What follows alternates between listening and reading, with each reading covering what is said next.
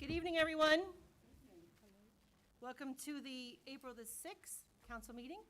We are going to start with a pledge of allegiance and a moment of silence. If you'll please join me.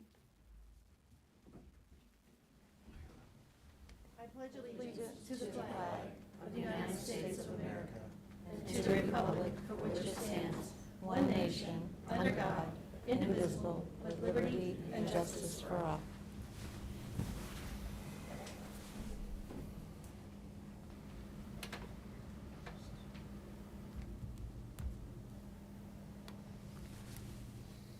Thank you.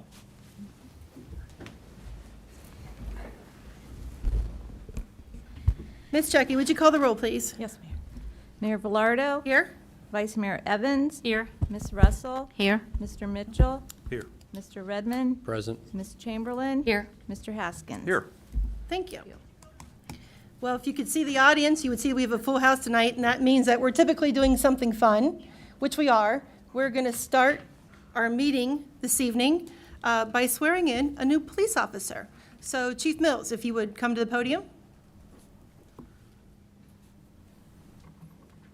Good evening.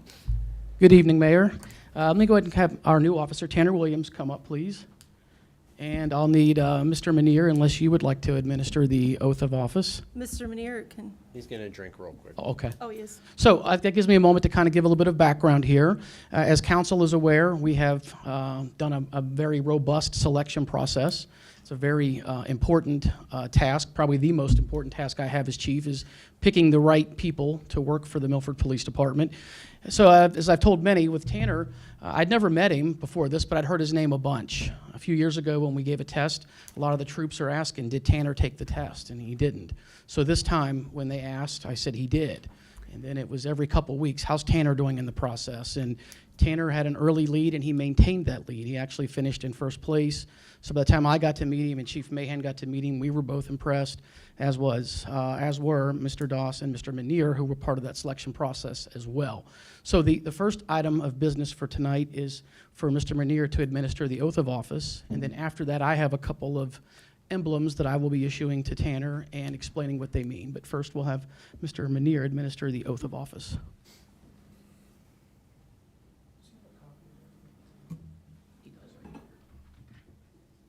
Fancy framed copy. This is the favorite part of my job. I would do it for free.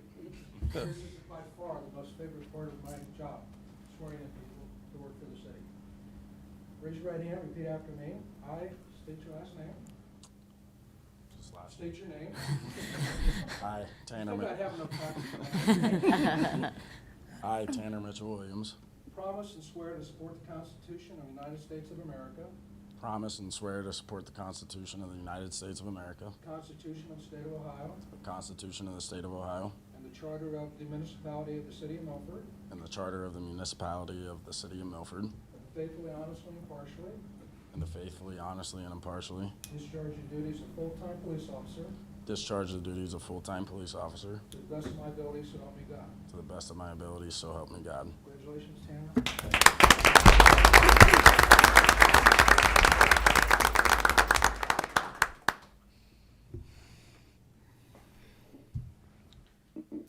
So this next presentation has to do with the badge. So tonight is the culmination of a process that began on October 12th. The selection process has many aspects. The written test takes about 2 hours. The 2 oral interviews that Tanner sat through took probably a little more than an hour, may have felt like longer to Tanner. The fitness test, less than 10 minutes, but the background investigation, that took at least 40 hours. And there's a reason for that. We are very selective about who we let wear the uniform and badge of a Milford police officer. Tonight, Tanner, you officially earn the right to wear our badge and are officially indoctrinated as a member of the Milford Police Department, a family with a heritage that extends back to the 1800s. You're also now a member of one of the greatest professions on earth that is also deeply rooted in history and symbolism. The first police badges were a coat of arms worn by knights. The coat of arms identified the knight and his allegiance to justice, chivalry, and his royal leaders. Police officers swear to protect and serve, the same as knights from the medieval era were often sworn and asked to protect the weak, defenseless, helpless, and fight for the general welfare of all. Tonight, the badge is shiny and new. Over the years, it will acquire scratches and scuffs, but it's your responsibility to ensure that it remains untarnished. For when an officer tarnishes his or her badge, they tarnish the badge of every officer, including those who have paid the ultimate sacrifice. Every Milford police officer is required to take the International Association of Chiefs of Police Oath of Honor. It's now time for you to take that solemn honor pledge with me. If you would, raise your right hand. Repeat after me. On my honor, I will never betray my badge, my integrity, my character, or the public trust. I will always have the courage to hold myself and others accountable for our actions. I will always uphold the Constitution, my community, and the agency I serve. Thank you. It's now my pleasure to present you with the Milford Police Badge. This badge is to be worn over your heart for 2 reasons: to ever remind you of the pledge to protect, and because the left arm was the arm that was often holding the shield, protecting the heart, and leaving the dominant hand to fight with a weapon. It's my understanding that you want your mother, Denise, to administer or to place your badge on your chest. Mom, if you want to come up. Okay. Just like when you put diapers on him when he was little. Hey, Chief, Go. Chief, 1 second. If there are family members that want to come up and stand right in front of me and take pictures of this, you are more than welcome to come up. This is important, so feel free to, don't worry about us. You take your pictures. I'm gonna get on frame. Sorry, Chief. That's a good idea. Don't ruin the picture. Uh-huh.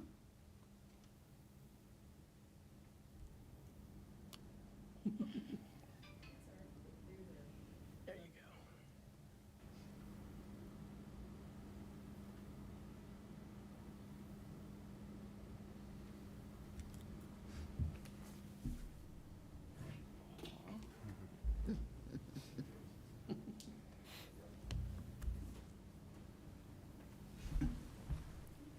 That looks good. Remember, though, the name on the badge represents who you serve. The name on your nameplate represents who raised you. It's your responsibility to represent both with honor and integrity. Next, I'd like to present you with the Milford Police Department Challenge Coin. There are varying tales about the origin of challenge coins. Some say it dates back to the Roman Empire. Others credit a young fighter pilot from the First World War. For us, it's a symbol of honor and a constant reminder that we are doing something worthwhile. On the front, it proudly displays our core values that every officer is committed to living by. On the back, you'll find our motto: am I doing the right thing at the right time, in the right way, and for the right reasons? You're to carry this coin with you at all times, and you are permitted in certain situations to give it to a citizen who exemplifies our core values. The official handoff. Tanner, in closing, I remember that I stood here once in front of family, friends, members of the police department, city council, and residents of our community as I swore my oath. I know that tonight you feel the same immense pride, honor, and sense of accomplishment, as well as the awesome responsibility that is bestowed upon you. This is my charge to you. Every time you place that badge on your chest for the rest of your career, I hope you'll reflect on the feelings you have tonight and remember one of my favorite quotes: if you do this job properly, there is nothing nobler you'll do with your life. Congratulations. Welcome,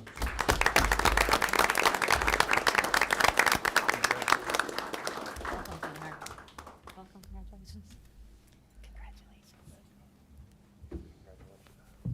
Welcome, congratulations. And this On is your behalf- opportunity if you want to say anything.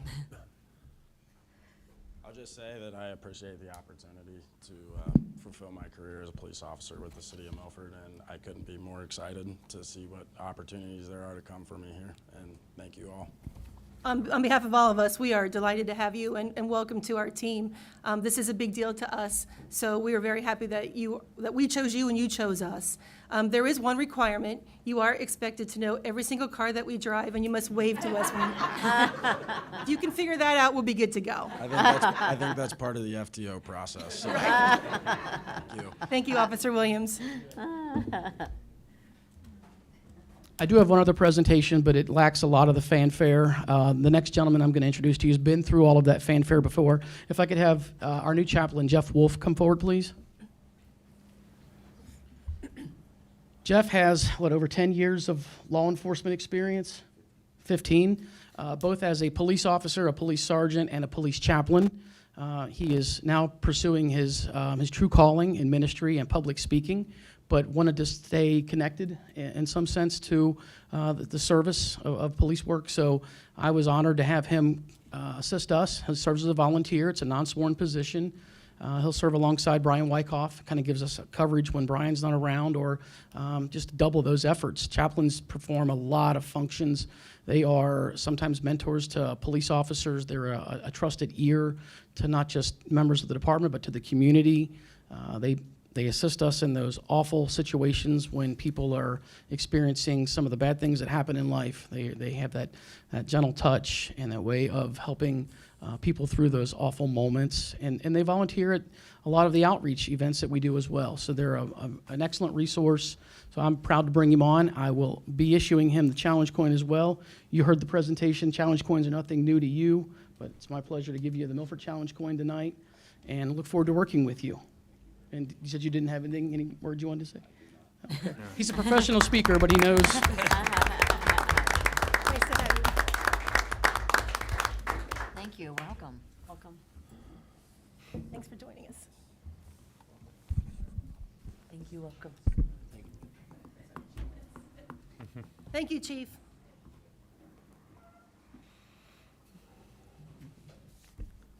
Go celebrate, go enjoy. All right. That takes us to a presentation. We received a letter of appeal from Road, Rivers, and Trails regarding their project at 118 and 120 Main Street. I believe that at this time, I'm going to invite Emily White to the podium for a presentation. Mayor, I would Yes. like to discuss the procedure first, if I may. Yes, sorry. That's okay. This is, because we're making a record here, my name's Mike Manier. For the record, I'm the law director for the city of Milford. Since we're making a record of this hearing, I'm going to explain the procedures we're going to follow today. This is in the form of a quasi-judicial type hearing, which means that we're not bound by the strict rules of evidence, such as hearsay and all that other strict rules of evidence, but it will be conducted in an orderly manner. And first, we will hear from the appellant who filed the appeal, and then the Milford Community Fire Department will have their opportunity to present their case, and then they'll have a short rebuttal from the appellant, and then a brief short surrebuttal by the fire department. At that point, council will be able to ask questions first. If the appellant will come back up to the podium and the council can ask the appellant any questions. And when that's completed, then the fire department will come up, and if council has any questions of the fire department, they can ask the questions at that point. When all the, and again, when we're making a record, we have to make a clean record, which is what a court considers. Everything we hear today will be in the form of testimony, and everybody will be under oath who's going to testify. And everything presented, proffered in the form of documentation will be considered evidence, which will have to be marked as an exhibit. And then at the conclusion of the hearing, when everybody's done, the hearing will be closed, and then it will be continued to a future council meeting for the council's decision. So is there any questions about the protocol? Okay, and anybody who's going to testify or present any evidence in this matter, please stand and raise your right hand. Do you solemnly swear or affirm that the testimony about to give in this case will be the truth, the whole truth, and nothing but the truth, so help you God? Do. Go ahead. Let me take this off. Can you guys see the television screen okay, or do we need to move it? Okay. Whew, okay. It's weird to have a mask off. Okay, so I'd like to begin by thanking the city. I'm sorry. State your name and what your connection to the case is. Perfect. My name is Emily White. I own Roads, Rivers, and Trails at 118 Main Street. I am the appellant to the letter sent by Chief Baird of the City of Milford Fire Department. Okay, Okay. perfect. Thanks, Mike. Okay, so thank you guys. Thanks for letting me come and speak tonight.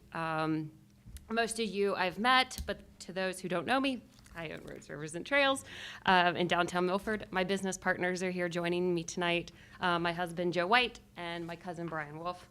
I'm here tonight to make a formal appeal to the letter sent by Chief Mark Baird of the Milford Community Fire Department on March 4th, 2021, that requires an automatic sprinkler system to the proposed overbuild. First, I understand the weight of the request, and it wasn't taken lightly. And as we go into kind of the examples, this is why we're making this request. There are no hard feelings between us and the fire department. We've had some great conversations together. We just understand that this is the process, and we respect any decision that you make. But before we start, I want to provide you guys with an updated budget. I put it on your desks. I have a small presentation prepared that's going to kind of get into detail with that budget, but I wanted you guys to have it in front of you instead of having to stare at the screen. Like I said in my letter, we've actually spent the past 7 months now working with HGC, a local architect and engineer, as well as several contractors, banks, and city officials to help develop and finance the overbuild on the current structure that houses Roads, Rivers, and Trails. The overbuild consists of 2 key steps. Turn that on. Oh yeah, that's small. So the first step, we will be installing 14 steel beams to support the overbuild. These beams do not affect the current structure. Additionally, there are no major structural changes to the existing building. We'll be repairing the roof, adding H-piles to stabilize the retaining wall, which we'll talk about, and moving our failing staircase that leads to High Street. Step 2 is building a separate grade level structure above the current building with its own egress to High Street.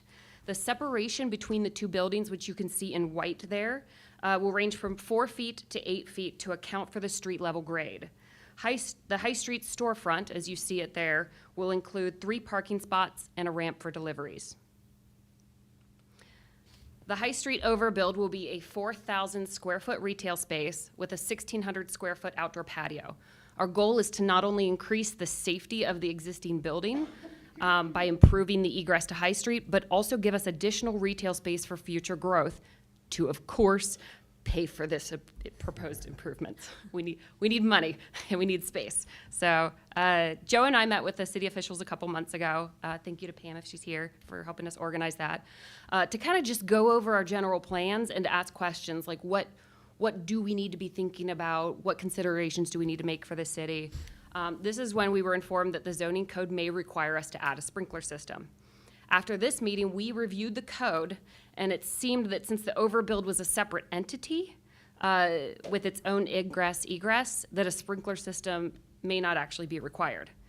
On March 3rd, when we met with Chief Baird to discuss the overbuild, we demonstrated the exorbitant costs of the sprinkler system, which I will go over in detail with you, and how this causes an undue hardship and negates the project.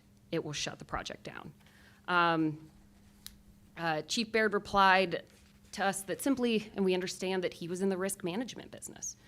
If the Milford City Code allows him to require us to have a sprinkler system, that's what he wants. It's the safer option.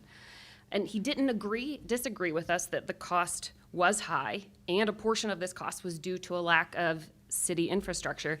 He simply said he was taking this position that he had to take and urged us to appeal to City Council. So that's why I'm here, following the steps.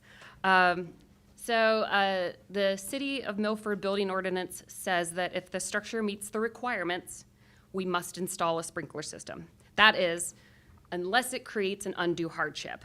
And I have the exact code up there. The building, I believe, does not meet the requirements, and a sprinkler system would create an undue hardship on us. I did include the differences in the Ohio building code versus the Milford building code It's significantly more stringent, where the total fire area exceeds 24,000 square feet versus 5,000, and 3,000 stories above grade versus versus 1 story high. So first, I'd like to kind of just start by demonstrating how this creates an undue hardship for our business. I've included this in the paperwork, but here's kind of a breakdown of the costs. The fire alarm is $20,000 and the sprinkler system is $30,000. Super palatable costs for us, right? But being required to install the sprinkler system actually adds an additional $95,000 onto that price tag for a total of $145,000. $30,000 of this expense is to install a tap across Main Street into the city water. This is city infrastructure that does not exist for us. We have to close the street down, close the business down, and drill a water line across the street. We have to change city infrastructure in order to even be able to start installing a sprinkler system. And then the costs just increase from there, from removing the tin ceilings, purchasing new tin, reinstalling the original tin ceilings, repainting it, the wall, the wood repair. So this is kind of our total price tag for this. But it's not the total financial burden. I agree with Chief Baird that safety is at utmost importance, but you cannot hope for progress in more retail shops while asking that any alterations include a fire ordinance that's not supported by the city infrastructure. This exorbitant safety plan is not conducive to the existing structures in downtown Milford, and it discourages any future improvements.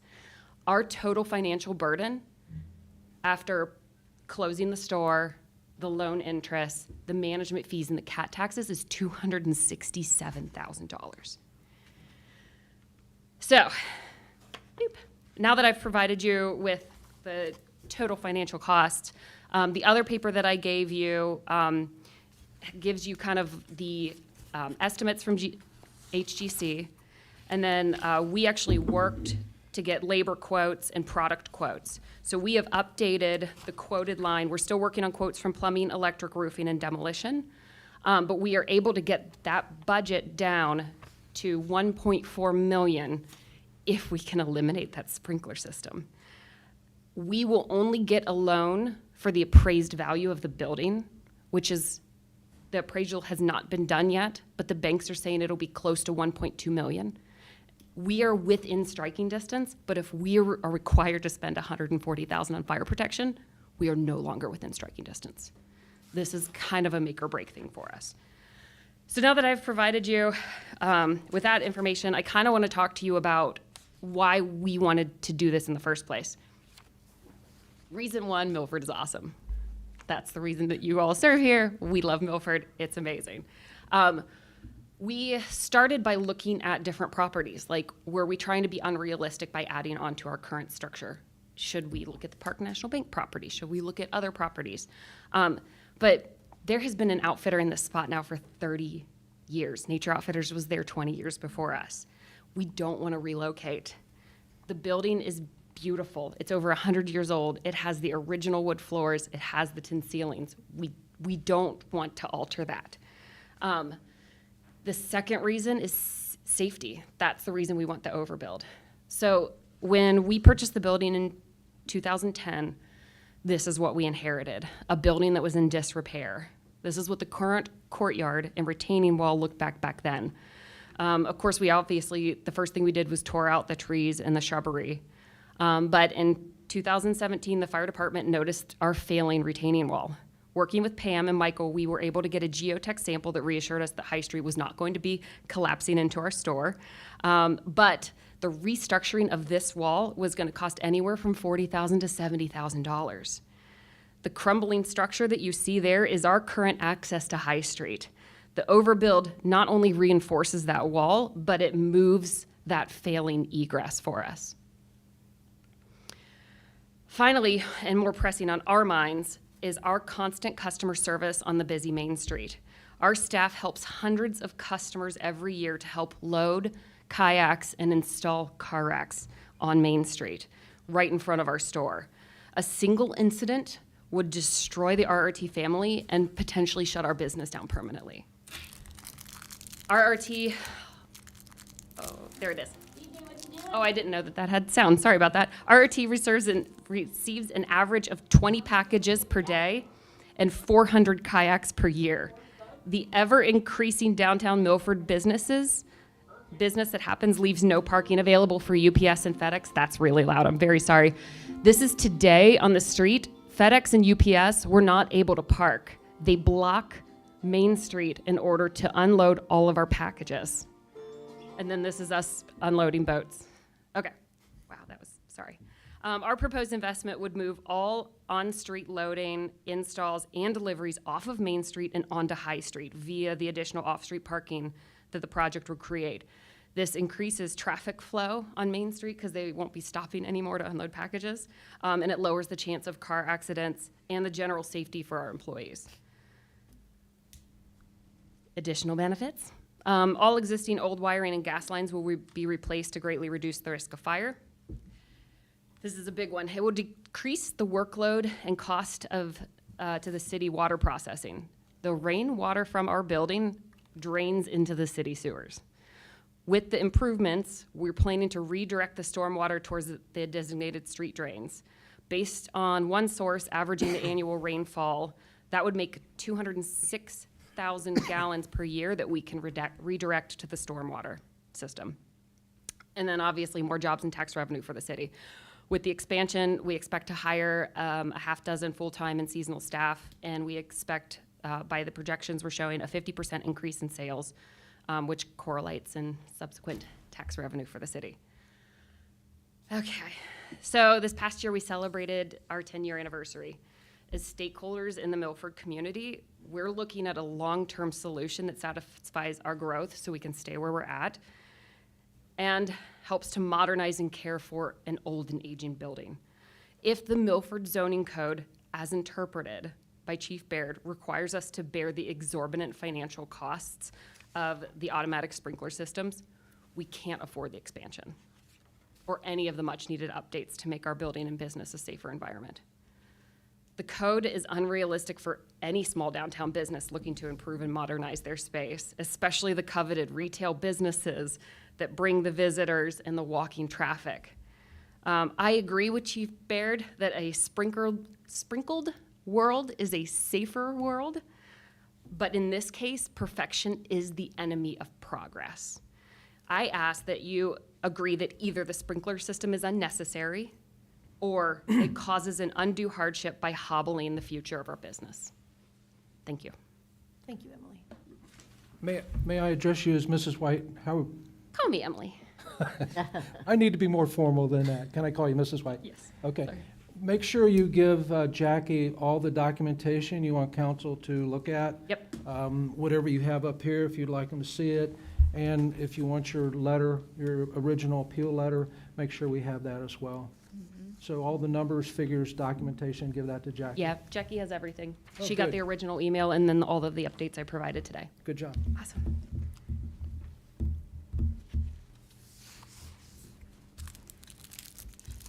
Okay, so I think at this time we're inviting Chief Baird.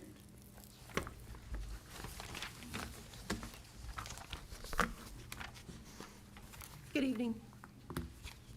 Good evening. Mark Baird, Fire Chief, City of Milford. Would you like my address?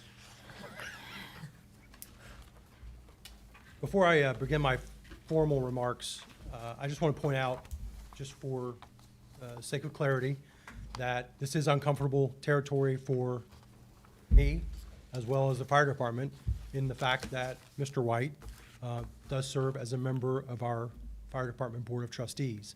So in theory, in practical sense, he's one of my bosses. So I think that needs to be disclosed.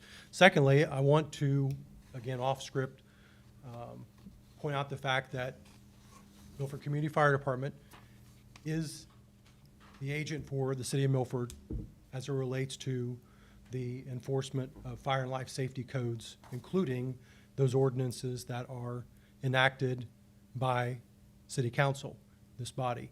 And so that is where we fall into this. We are the enforcement agency on behalf of the city on a contractual basis as part of the Master Fire Protection Agreement, Fire and EMS Protection Agreement.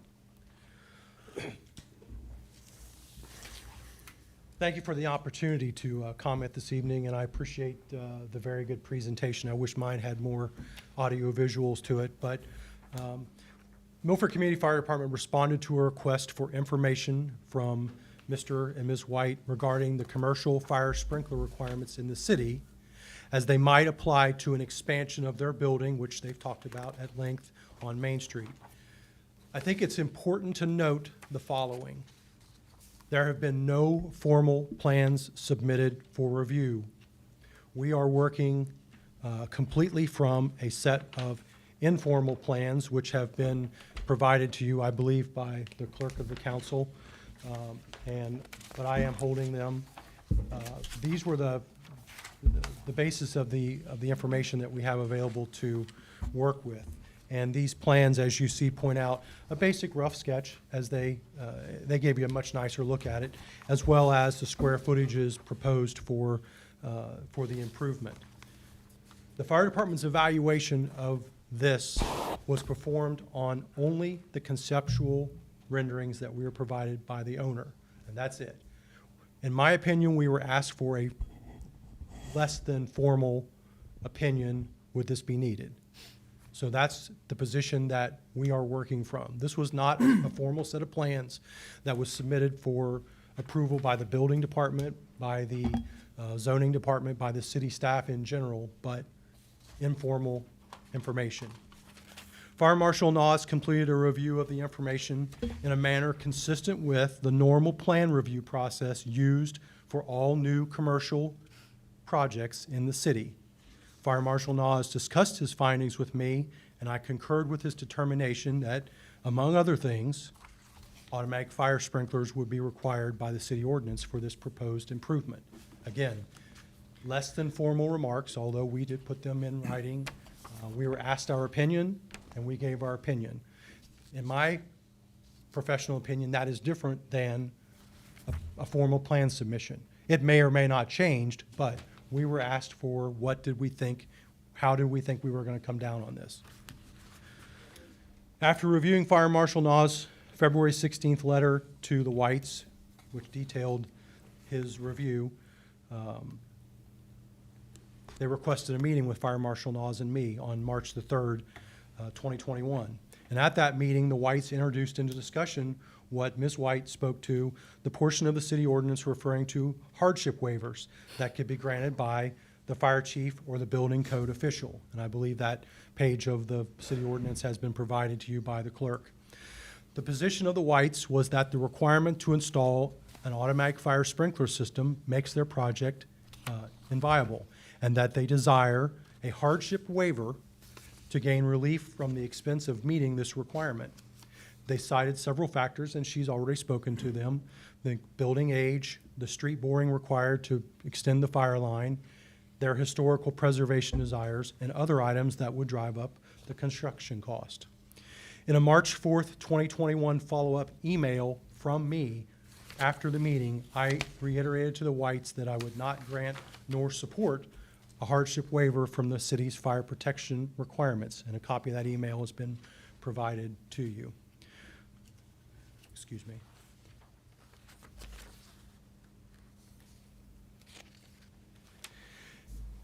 In my professional opinion, I've been doing this for 37 plus years. I've been a chief officer since 1999 for 2 different communities, and I am a certified fire safety instructor. In other words, I teach fire instructors to be instructors in Ohio. I believe to my core that fire sprinkler systems are the gold standard for fire protection. Having them in place and properly operating is like having your very own fire department inside your home or business 24/7. Only fire sprinklers can detect and automatically control or extinguish a fire, paving the way for occupants to make a safe escape while also protecting property and valuables. According to the National Fire Protection Association, the leading fire protection advocate organization in the United States, compared to properties without automatic extinguishing equipment, the death rate per fire in sprinkler properties is lowered by 80%, And for most property uses, damage per fire is lower by 45 to 70% in sprinkled properties. Flame damage is confined to the room of origin in 94% of fires in sprinklered properties versus 74% in buildings without automatic extinguishing equipment. Again, these are NFPA statistics. Unlike Hollywood movies, which falsely portray the operation of automatic fire sprinklers, a typical fire is controlled and often extinguished by just 1 or 2 operating sprinkler heads. Water damage caused by fire sprinklers is markedly more recoverable than damage caused by fire, smoke, and heat, and businesses return to normal operation much sooner. One NFPA statistic that goes back to the introduction of automatic fire sprinklers is that there is no record of a fire killing 3 or more people in completely sprinklered buildings where the system was properly operating, except in an explosion or a flash fire, or where civilians or firefighters like me were killed while engaging in fire suppression activities. Because fire sprinkler systems are so demonstrably effective, they make a major contribution to the fire protection of any property and any community. In fact, though not directly related to this matter, the International Residential Building Code, enacted in 2011, added requirements for sprinklers in 1 or 2 family homes. What that means is that in the future, fire sprinklers will be as common in homes as they are in businesses because of their proven fire and life safety benefits. In the 1980s, Milford City Council, your council, took a bold step to better protect our city from the ravages of fire, following in the footsteps of another progressive local city, Blue Ash, by enacting the very same stricter fire protection ordinances. Multiple commercial buildings have been constructed inside the city since those ordinances were enacted, unthwarted by this requirement. It simply makes the city safer, and national statistics bear it out. As your fire chief, one of the many things I regularly worry about is losing a city block and multiple lives to fire. I worry about a lot of things, but that's right up there in the top of my list. My biggest worry, of course, is losing one of my firefighters or a citizen.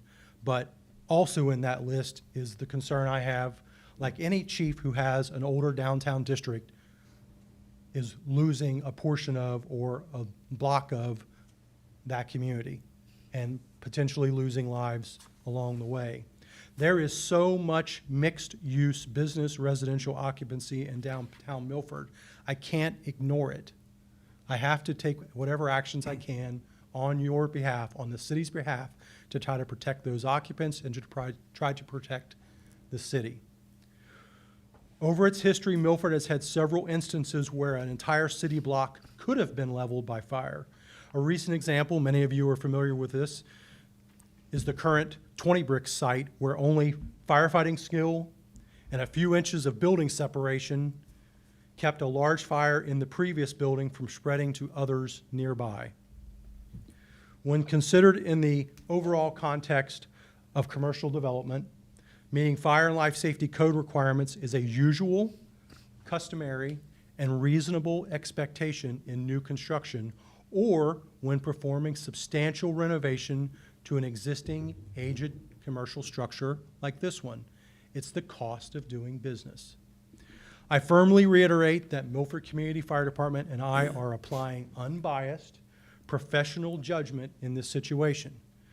Milford Community Fire Department, like everybody else, wants city businesses to thrive as much as anyone because that benefits everyone. And we, of course, have done business with RRT through the years as part of our everyday operation. But fire and life safety codes are enacted to protect communities from fire, and the stronger requirements adopted years ago by this council clearly make Milford a safer community to work, live, and play.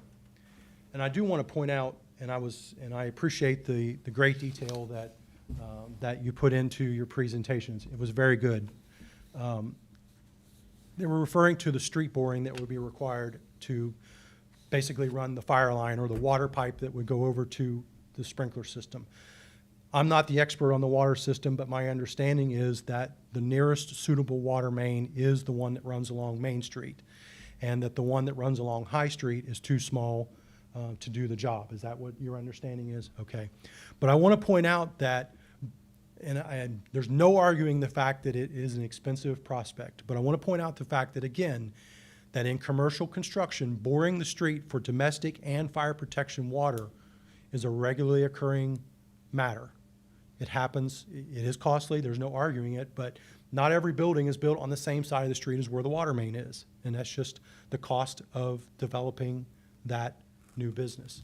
So I do want to kind of clarify one thing there, that this is not an isolated situation where this happens. It happens regularly. And so that concludes my formal remarks at this time. Mrs. White, would you like to respond?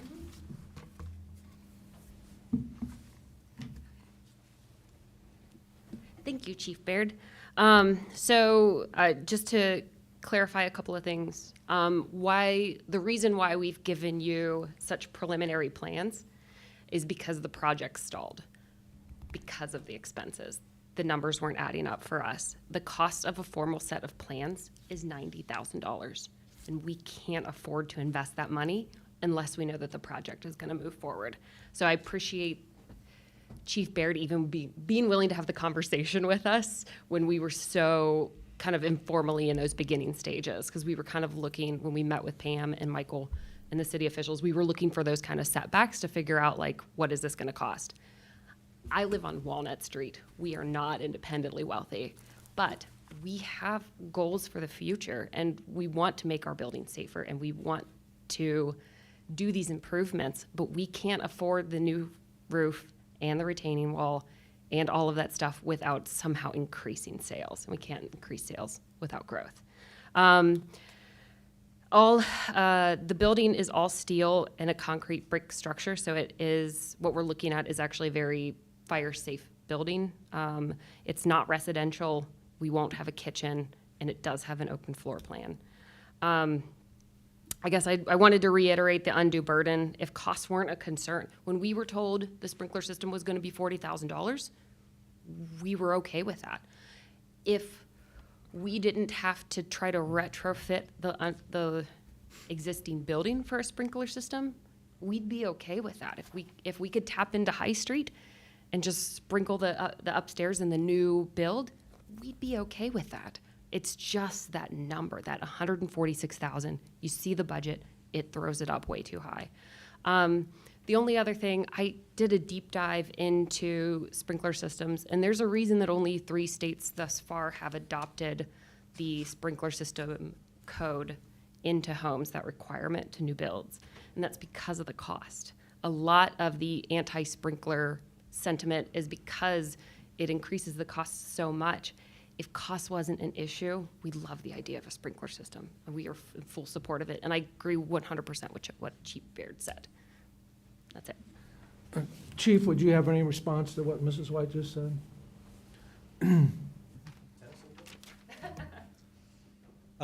In response to that last part about residential sprinklers, that is correct. But in the history of code enactment, let's go all the way back. Smoke detectors, which we take as a commonplace every day, when those were originally introduced into the International Residential Building Code, they too were fought by developers for the same reasons, the cost, if you will. After several additions and states having the opportunity to kind of let things ramp up, those were included into more recent residential building codes.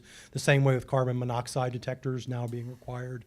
This is no different. The cost of doing sprinkler systems in residential settings is going down, and that's because of the improvements in the cost cutting to make it more affordable.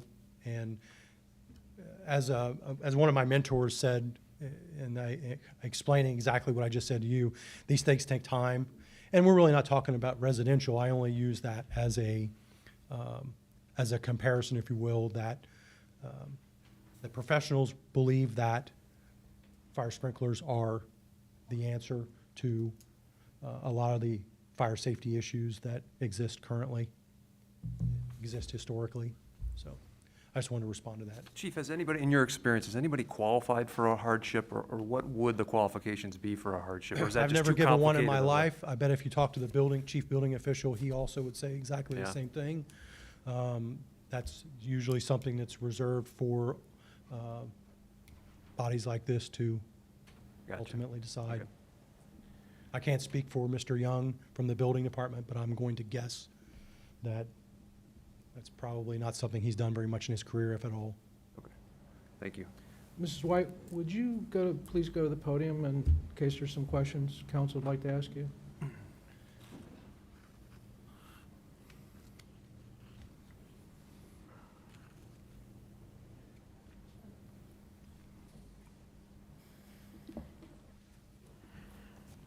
Hi. Does anybody have any questions for Ms. White? I just want some clarification just on something that you said. If High Street was available, you'd be able to do just the second floor? Oh, no, I we'd be able mean, to just the do- new build part? We'd be able to do both. We'd be able So to do you do both. the whole, you'd have to do the whole both thing, but then floors. you'd be able to take it out. It would the- take out the $30,000. That's true. The bottom floor is the majority of the expense. Oh, okay, that's what I was trying to just get clarification on that statement. Mr. White, you have to come to the podium, please. You're welcome to come up, but she's recording it, so you just need to come to the mic. You're welcome to speak. Sorry. Yes, essentially, just what he said. We'd still have the expense of the lower floor. It would just save us the $30,000 fee to tap in. Yeah. So just to clarify too, it sounds like you're possibly open to a compromise. I don't even know if that's a thing, if you had to just do, say, a sprinkler system in the new part, but it's really the main historic building where the cost is. That's correct.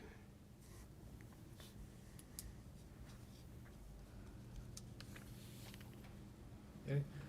Council have any other questions, Mrs. White? Not for Mrs. White. Chief, does anybody have questions for the chief? Chief, would you come up here, please?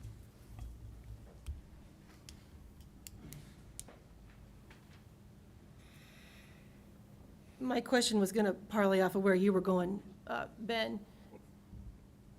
Is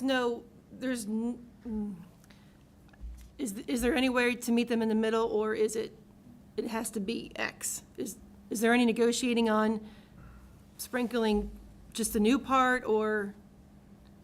Ma'am, I'm in charge to enforce the ordinances as they are written. I cannot bend the ordinances without council being the authority to do that. Well, if I may, the ordinance is written based on your expert opinion. So the ordinance is designed based on what the fire requirements are and what your expert opinion is. We didn't create the ordinance, we sought the advice of an expert, which would be you. And I respect that.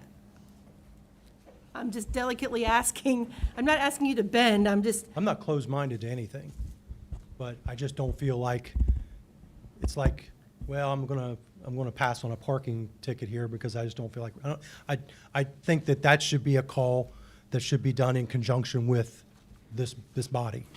Me going out there on my own, I just do not believe to be the professional thing to do. Am I inflexible? Of course I'm not For me, inflexible. from where I sit, only speaking for myself, I would yield my decision based on your recommendation because you are the expert. I am listening to you in this case because you're the expert. At the end of the day, the responsibility, the liability is all going to be on us based on expert opinion. So that's where the struggle is for me. Well, I keep thinking back, because just over the years I've been on council, I know we've had other cases where it's come up that, Oh, yeah. and I think it was Chief Cooper, God rest his soul, but I think that he went with this super strict code, like I think we are, like you said, like the state of Ohio says 24,000 feet, and we're like 5,000. I mean, I know ours is way above and beyond. So any other city, pretty much, they could do this. So that's where I'm kind of torn too. Like, I want to be safe.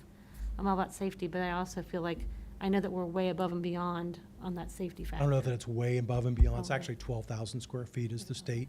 And there are other factors that go into that besides the square footage of the building. There's also the number of stories, the number of below grade stories and things like that. But in the end, we're talking about a difference between our 5,000 square foot ordinance and the state code of 12,000 square feet.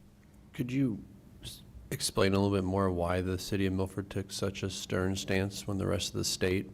Because according to, if you're saying 12,000, they would be within their legal right according to the state ordinance, correct? It- So just, can you help the council understand what maybe, obviously you weren't, I don't know if you were part of the fire was department. not. Could you help maybe think, or even from your standpoint now, what was the emphasis of Milford being even stricter than the Ohio code? Well, many of you know Chief Cooper more than I did, and I can tell you that Chief Cooper was a huge proponent of fire prevention and life safety inspections well before I got here.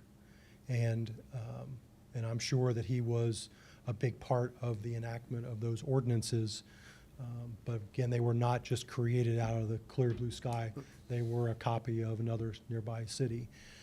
So my best guess is that he recommended and felt strongly that for a lot of the reasons that I cited, that was the safer route for this community, to have a more strict requirement. The state codes, to my knowledge, allow municipalities to enact certain things that are stricter than the state requirements. And I don't even know how to begin to react when you bring a charter community into it. But generally, we cannot allow something in the general scope of plans review, not only fire but building. We can't allow something that's less stringent than whatever the law that is in place that is covering that particular issue to occur. Just a quick question on my end, trying to understand. I wasn't here in 1986 when this was, ordinance was put into place. All the businesses that are currently downtown, were they required to meet those codes at that time? No, nearly all codes for are based upon new construction or renovation Okay. beyond a certain degree of improvement. In this case, our ordinance requires that over 2,000 square feet of an addition, which is, this greatly exceeds that, has to meet the current standard. So, for example, let me try to. One of the things that came up in our conversation, I believe it was our conversation at the fire station, was the brewery. When the brewery added on, there was a little bit of a question raised about the sprinkler requirement there. The simple answer I had was it was out of our hands in that case, because the occupancy of the addition would increase beyond 99 people, correct, Philip? That it became a different construction classification, and the state code would then require it to be sprinkled. So, I mean, quite frankly, we were out of that picture as soon as they got to the point where they were going to go beyond 99 people as the legal occupancy. So, this is just one of those areas that fall into where our ordinance screens it out. There have been a lot of buildings that have been constructed in the city, the hotels and everything else, that regardless of whether we had an ordinance, they would have been required to be sprinkled for other reasons, either the square footage, the occupancy type, or other legal requirements. Did I answer your question? I'm sorry. Yes, thank you. Okay. This may be more of a Michael question, but is there anything that, any grants available or something from the city to help offset the cost of the tap? The only thing that we have would be our small business incentive grant, which in this case would be for any exterior permanent improvements. So this would fall under that category, and the max that they could receive would be $5,000. Can the city do things like we do for hotels and waive tapping fees and stuff like that, or is that not accessible? We can, but in this situation, when it says that the tap, the difference between that and just a tap fee in general is this is a lateral service line, which the property owner is responsible for. And obviously, they would have to install that lateral line to have that upgrade to provide that fire protection service.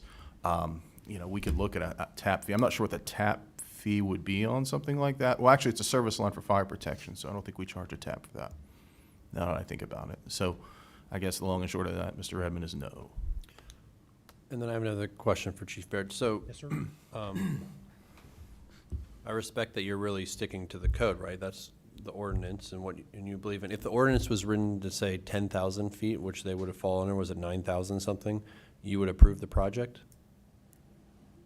If the ordinance was written differently, let's say the ordinance they passed in 1986 was for 10,000 square feet instead of the Yeah, I'm not just unilaterally requiring this. Right. It is my interpretation of the city ordinance. Of the city ordinance as it's written. That based upon the information we were provided, that they would have to do that. Now, So it comes to another question as we have a council, because we've recently been talking about updating ordinances and other things like that. I agree with the mayor, though. You are the expert, though, so we'd really turn to you for the guidance of writing ordinances and stuff. So it kind of puts us in the same place. But I just wanted some clarification that you're basically following the ordinance as written. the way I am following it, the way I understand it to be, and the way that the fire department has historically interpreted the ordinance. Thank you. Well, I can add a little bit of legislative history to this since I was here in '96. When I prepare ordinances regarding traffic, I consult with Chief Mills. When I prepared this in 1986, in my mind's eye, I can still remember talking to Chief Cooper about this, and that was his recommendation, and that's how I prepared the ordinance based on his recommendation and his expertise. And that's why it exists the way it does. He felt that was in the best interest of the city of Milford, so that's why it appears the way it does.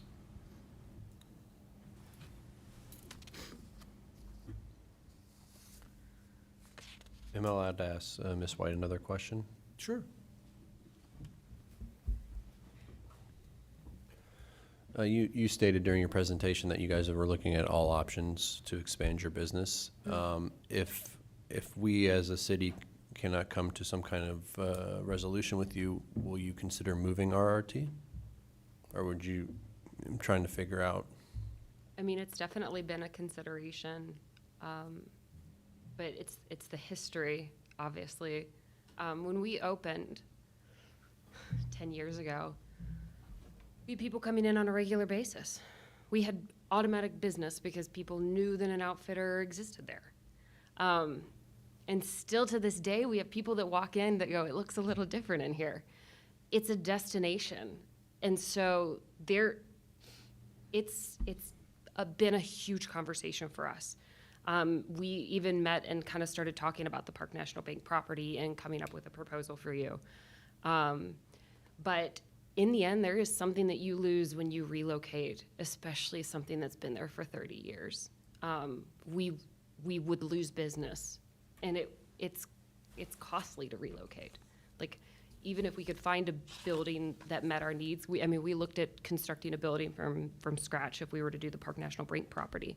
It's about the same cost, mostly because of the cost of relocating an entire business. I'm not saying we're close to the idea, but the reason that we are here today is we're gonna exhaust every single option that we can before we give up on this idea.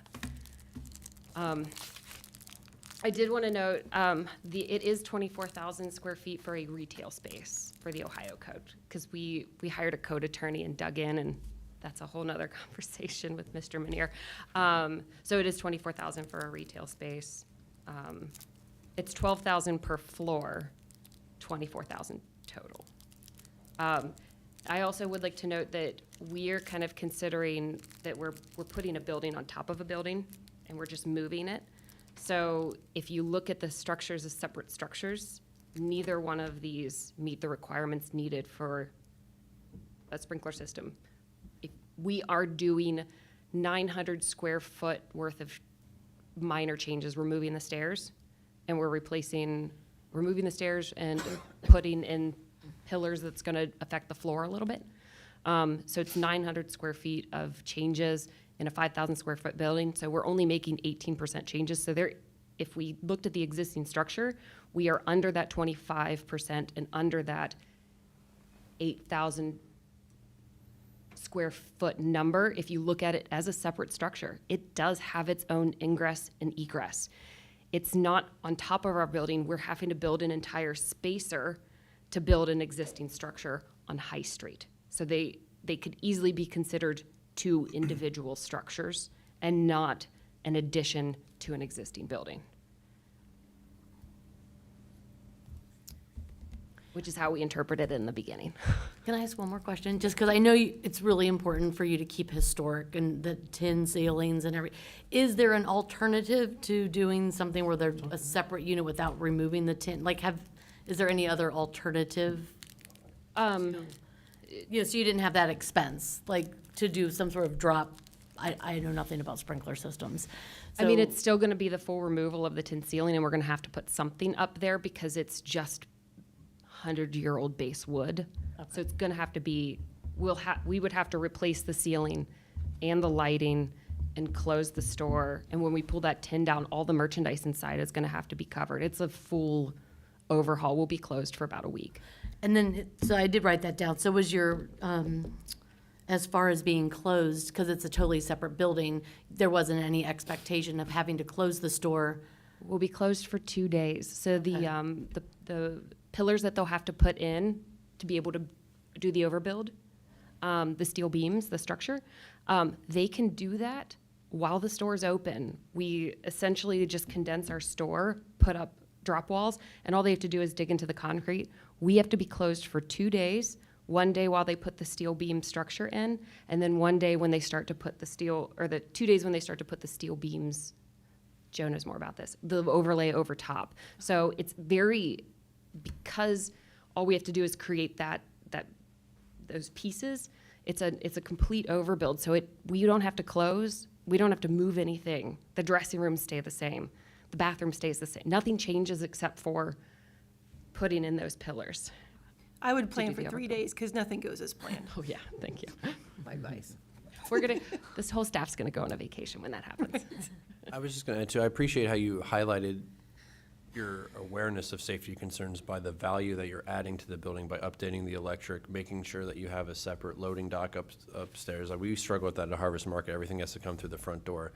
I liked how you pointed out as well about the rack system install. So I understand and appreciate your awareness of the safety that you're trying to add while dealing with this sprinkler issue. Thank you. Chief Bear, did you want to respond?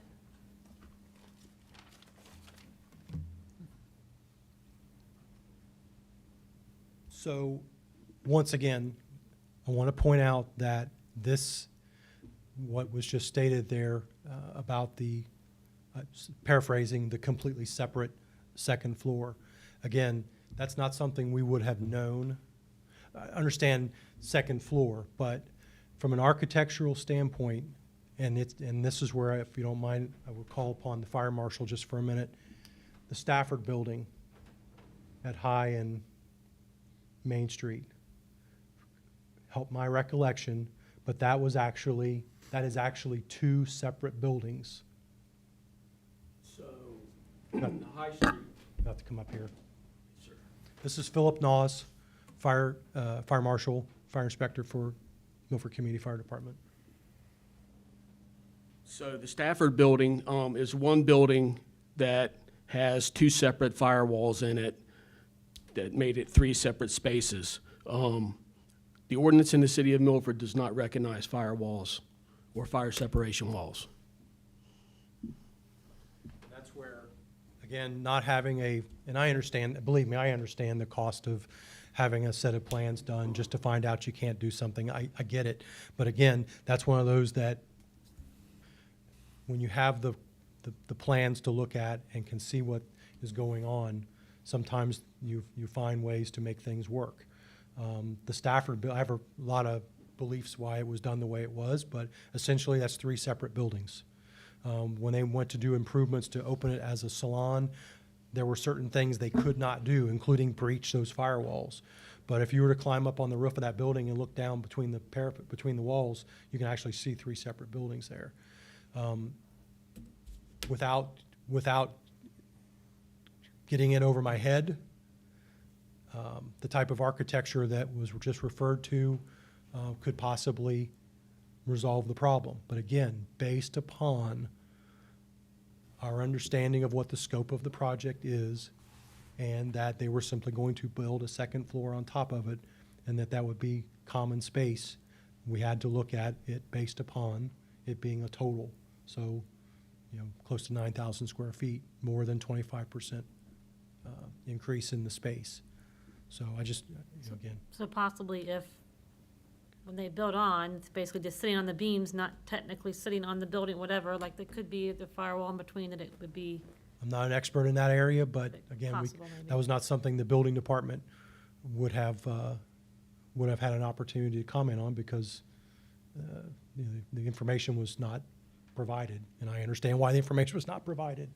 I mean, I respect that, but those are things that you cannot figure out, you cannot know until you can actually see a formal set of drawings. Okay. Thank you, Chief. Anything else before we close and move on? So, as you know, we're not making a decision tonight. We've got some research to do and some, Just have a motion and second to close the hearing. I'll make a motion to close the hearing. Second.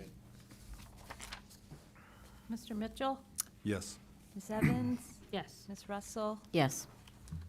Mr. Redmond? Yes. Ms. Chamberlain? Yes. Mr. Haskins? Yes. Ms. Velardo? yes. So thank you, Chief. Thank you, Mr. and Mrs. White, for your presentation. You've given us a lot to think about. And, we'll be back in touch. Okay, so moving down the agenda to proceedings. Can I have a motion to approve the council meetings proceedings from March the 16th? So moved. Second? Ms. Chamberlain? Yes. Mr. Haskins? Yes. Mr. Mitchell? Yes. Mr. Redmond? Yes. Ms. Russell? Yes. Ms. Velardo? Yes. Ms. Evans? Yes. Ms. Jackie, I believe we've got some correspondence from the Ohio Division of Liquor Control from Nation.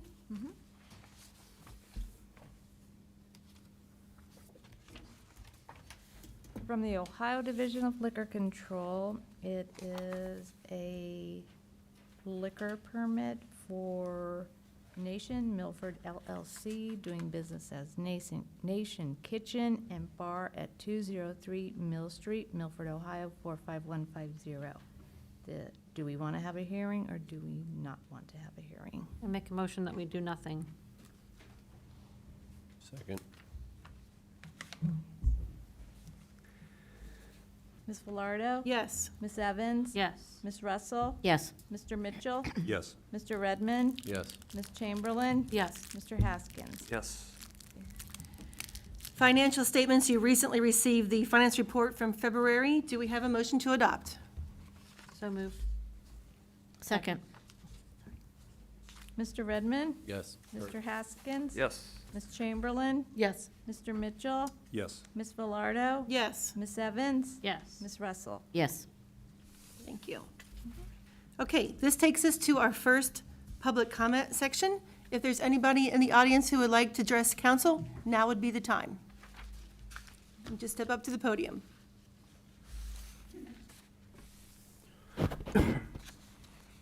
Hi there. Hello. Welcome back. Oh, thank you for having me back. Yeah, would you please state your name for the record Absolutely. My name is Hakeem Oliver. and your address, please? Yep, well, 829 Diane, Cincinnati, Ohio, 45245. Thank you. Thank you for having me back.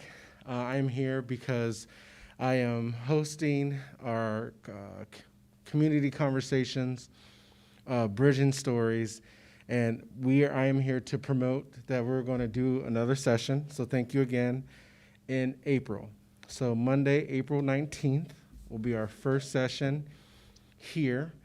And then it'll go every Monday for 4 Mondays. So the first 3 Mondays are here, and then the last Monday will be at a restaurant, a local establishment. Copper Blue, it was confirmed today. Oh, beautiful. So Copper Blue is confirmed, so we will eat at Copper Blue, and I'm really excited about that. The time frame is from 7 to 8:30, and I just wanted to tell you that last time we did it here in October, we did a session here, and the reviews are very well. If any of you would like to get your request survey results, I'd be more than happy to provide them to you. And I'm really excited to have that relationship with you all and come back here and do it again. So real quick before I go, I just wanted to give you a quick layout. In the first session, I have a diverse team, and then they share their story. So I have a hippie, I have a former bingo player, I have an Asian American, I have a Klansman's daughter, and I have a Jewish American, and then they talk. And then in the second session, I dedicated to the community, that any member of the audience can share their story to remember with us. And there's no shaming here, there's no white shaming, there's no any of that. It's just, we're just here to listen to each other's story, whatever that may be. And then in the third session, we'll talk about some things that are going on in our country, and we'll talk about it in a very respectful and responsible way. And then in the fourth session, we break bread and at Copper Blue, which I'm excited to hear that they would like to have us back. So with that being said, I could use your help with word of mouth. Anyone here would like to join, I would love to have you.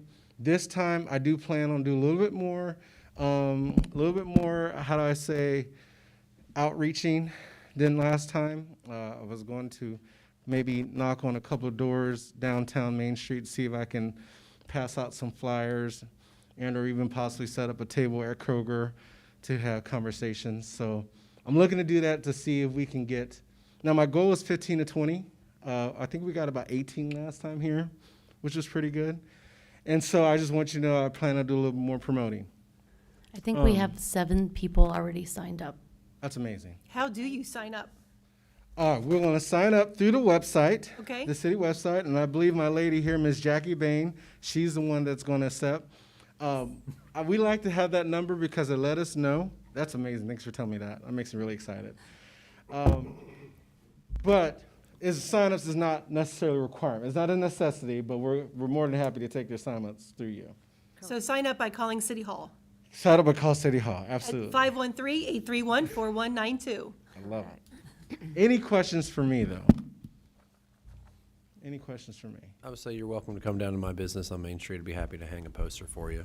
Oh, thank you. And your business, Harvest Market right next to the public lot. I will be there. You can always set a table up as well in front of the market. Nice. All right. You made this easier than what I thought. I appreciate that. Any other questions for me?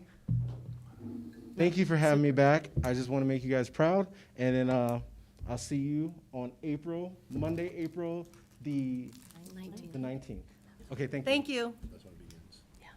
Thanks, Hakeem. Anybody else? Now would be the time.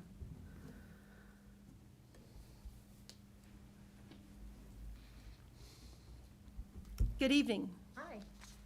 Please state your name and address for the record. Hi, my name is Tina Humphreys. I live at 155 Cleveland Avenue. I initially spoke at the August 2020 City Council meeting to voice my concerns about the Scenic River Canoe Excursion Company, using Cleveland as a cut-through to run their entertainment excursion business. I've reached out to the city of Milford to inquire as to why this was being allowed due to serious safety concerns. My understanding has been in the past, if large vehicles don't have any business to conduct in the neighborhood, they aren't allowed to use it as a thoroughfare. After making some inquiries to the city of Milford, there wasn't any staff who could provide any ordinance that provided any documentation that the canoe company now had access. I then inquired at the council meeting on August 2020. At that time, I was told by the mayor that an ordinance was in place that allows the bus companies to use it as a thoroughfare. So at the public meeting on 3/11, it was a public service meeting, because I had never heard anything back, and again, I assume the buses are going to be allowed to start running again. South Milford resident John Lanahan presented safety concerns about vehicles exceeding the 5-ton limit, using South Milford as a thoroughfare. He presented to council an ordinance 339.2 that was passed on 3/19/1996. This ordinance prohibited the use of vehicles with a gross weight exceeding the 5-ton limit unless designated as a truck route. It goes on to state that no person shall operate a vehicle exceeding that size.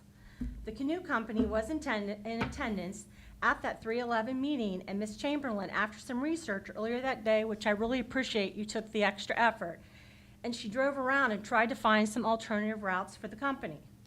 The canoe company advised they would look into the alternative routes as a possible compromise. At this meeting, Mayor Velardo advised that on previous canoeing with this company, they were transported via the highway at that time, which I assume was around 18 or 19. I think 19. She went on to say she reached out to Ryan Hillman to inquire why, as there was much shorter access available, why they were doing the highway. This leads me to believe it was around this time that the canoe company, located in Hamilton County, was granted thoroughfare and preferential treatment to cut through Cleveland, despite the weight instructions clearly posted.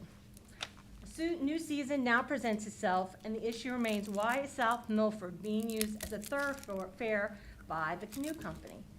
At the public service meeting held on 4/6, the agenda advised that the city of Milford wants to amend the ordinance 33.02 that was written to protect the safety of the South Milford residents. These canoe buses will exceed the proposed 14,000-pound limit. They present an increased safety risk, but additionally increased discharge of diesel fumes and increased road repairs that the city of South Milford is going to incur from this business that isn't even in our city. Also, at this follow-up public safety meeting, the canoe company nor any of the residents were in attendance that were pro-canoe company. This leads me to believe they are already aware of the proposed possible amendment of the ordinance and their exemption status. The public was advised at the meeting that a public safety committee had gone into executive council and made changes to amend the current ordinance. My understanding, and I'm a lawyer by no means, is that unless it's a safety legal salary issue or something like that, that's not allowed. It's a violation of both the city charter and Ohio Open Meetings Acts. I was also unable to find any documentation on the agenda, nor where were the residents in attendance advised that this was going to occur. This, I believe, is why Rachel Richardson sued the city twice due to a lack of transparency, which resulted in a settlement. The Public Safety Committee went on to advise that the limit was being increased to 4,000 pounds or 7 tons, but that canoe company is still being exempt because they're a bus and we can't discriminate against them. However, I would like to point out that buses like Metro, FCC, and other school buses move passengers or children they're doing business within our city. These buses, they are totally just cutting through our community solely as a cut through. At this meeting on 4/6, Ms. Chamberlain advised that there was never an ordinance allowing the buses access, as I had been advised at the August 2020 City Council meeting. I have no issues with the canoe company that's in Hamilton County. I must ask why this company is being given preferential treatment since they pose such a safety concern for Cleveland. Again, these buses are no different than Evans or Bezak's, other than they're in the shape of a bus. I want to again remind council they run every 15 to 20 minutes, 5 months out of the year, 7 days a week. Yeah, 7 days a week. The buses go past our house. If you figure that out, 15 to 20 minutes, they go by our house, blue buses alone, 52 times. And that doesn't even include the transportation buses. And again, as I told City Council and I told the Service Committee, last year I sat on my porch for 1 hour. They went past my house, blue and white, 21 times in 1 hour. Also, the street is very narrow and the cars park on the right, which you could see how tight it was, Mrs. Chamberlain, when you went through there trying to think of an alternative for us. Multiple times during the day, the blue buses have to stop in front of our house because we live on the corner of Cleveland and Hickory, and they have to sit there before they can start threading their way down the street Because more than not, the traffic coming the other way is another blue bus or one of the white shuttle buses threading their way back to the canoe property down Cleveland. This is a safety issue waiting to happen. The Scenic River Canoe Company has multiple options to transport customers. Any other options would allow their canoe customers to view everything else in town that they have to offer. Our small business could potentially benefit from the increased tourism exposure. The route now only lets them see the business of the brewery, and then they have to, when they come down the hill, have to make a sharp turn to turn left and cut across traffic to get over to the brewery. Again, these buses are a little more than seasonal since they do run 5 months out of the year. I'm hoping that these buses and any vehicle that exceeds the weight limit can be rerouted for the sake of our neighborhood. A 13 to 15-ton vehicle does not need to be cutting through a residential area.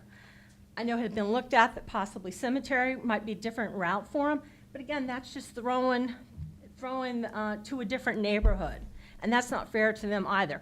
There's multiple routes that they could take. The mayor apologized at the public service meeting on 3/11 to the canoe company for discriminating against them. To put this issue in perspective, the canoe customer is being asked to ride the bus for a few more minutes for entertainment. The customer also perhaps only does this 1 or 2 times a year. But as for the residents of Cleveland, we are being asked to risk the safety of our community as a constant spring, summer, and fall occurrence. Who's being discriminated against? I am sure as council members, you are civic-minded and care you wouldn't be sitting here today. Please think about the fairness and the residents of South Milford. Help us keep South Milford safe and stop the canoe company using it as a cut-through. Thank you. Thank you. And I do have copies that I would love to give you guys because I really would like my 3 visits to be on record. You're more than welcome to pass those And out. if anybody wants any of these, I'll be glad to give them to you because I have all the statistics from the canoe company. It's up to you. Does anybody want one? Yes, please. Yes. Mayor, may I clarify something, please? Yes, sir. I don't know if I heard this right, but committees do have the ability to go into Thank you. executive session, but they never do. And they did not in this particular situation. Thank you.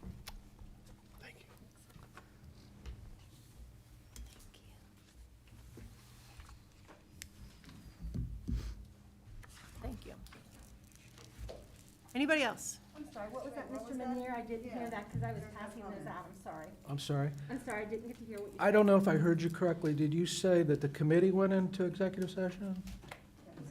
Somebody went into executive session. Well, the committee did not. So I just, Well, if I said it wrong. I know it was executive council meeting is what it was. okay. And that's where it was rewritten, is my understanding. Because there was no discussion last night at the meeting. It was like it was a done deal. Well, I just didn't want you leaving here thinking the committee had an executive session, because we did not. No, I Okay, didn't believe that then at all. then I misheard you, and I apologize. I mean, I said it wrong. But I guess my question is that allowed? I mean, why wasn't it discussed at the public service meeting as opposed to going behind closed doors? And there was no discussion. It was a matter of just stating facts last night, how it was gonna be amended,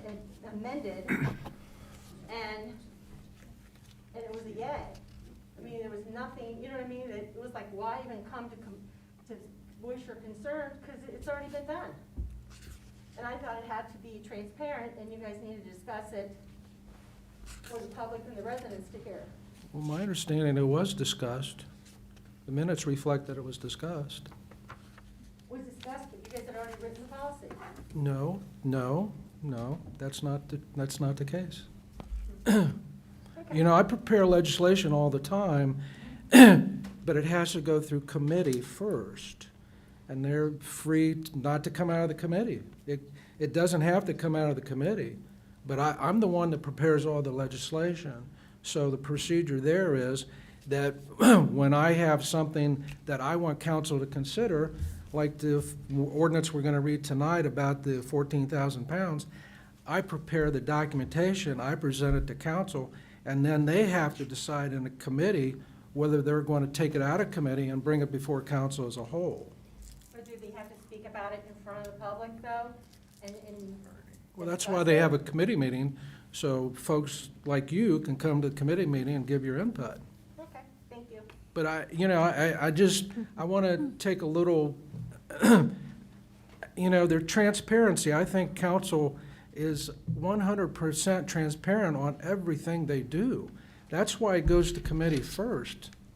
Rather than, we don't come out of an executive session, for instance, and pass legislation when nobody's here. It always has to go through committee first, so the public can go to that committee meeting and state their opinion. And everything is noticed about what the committee is going to discuss. So, I take offense personally to a comment, not you, but I'm just saying in general, I take offense to an allegation that we're not transparent. It just feels like you aren't, Well, so. I'm sorry, I have to say something. Excuse me. I'm Judy Atkins. I live on Hickory Street. And I believe when I was here couple days ago, we were talking about the buses and the ton limit and such. And I do remember towards the end of the meeting, there was a paper already discussed, like the changes had been done. So I guess that's where my confusion was, is that the changes have already been done at that meeting when we were talking, no, to be brought to this committee. it's my suggestion what should be done. So that's what they were discussing? I'm the one that has to Okay. prepare this stuff, not council, they're not the lawyers, I am. So I have to prepare it, and I present it to them what I think they should do. Okay, so it And a lot, sounded while we were talking. most of the stuff I do, they don't even consider it until I present it to them. Okay, so I guess when I was hearing it, in my mind, it had already been presented, and obviously you did say you presented it to them, and when they were speaking, it sounded like it was an already decision-made situation. That's what No, it sounded like when they were talking about it last. We do not make decisions in executive session.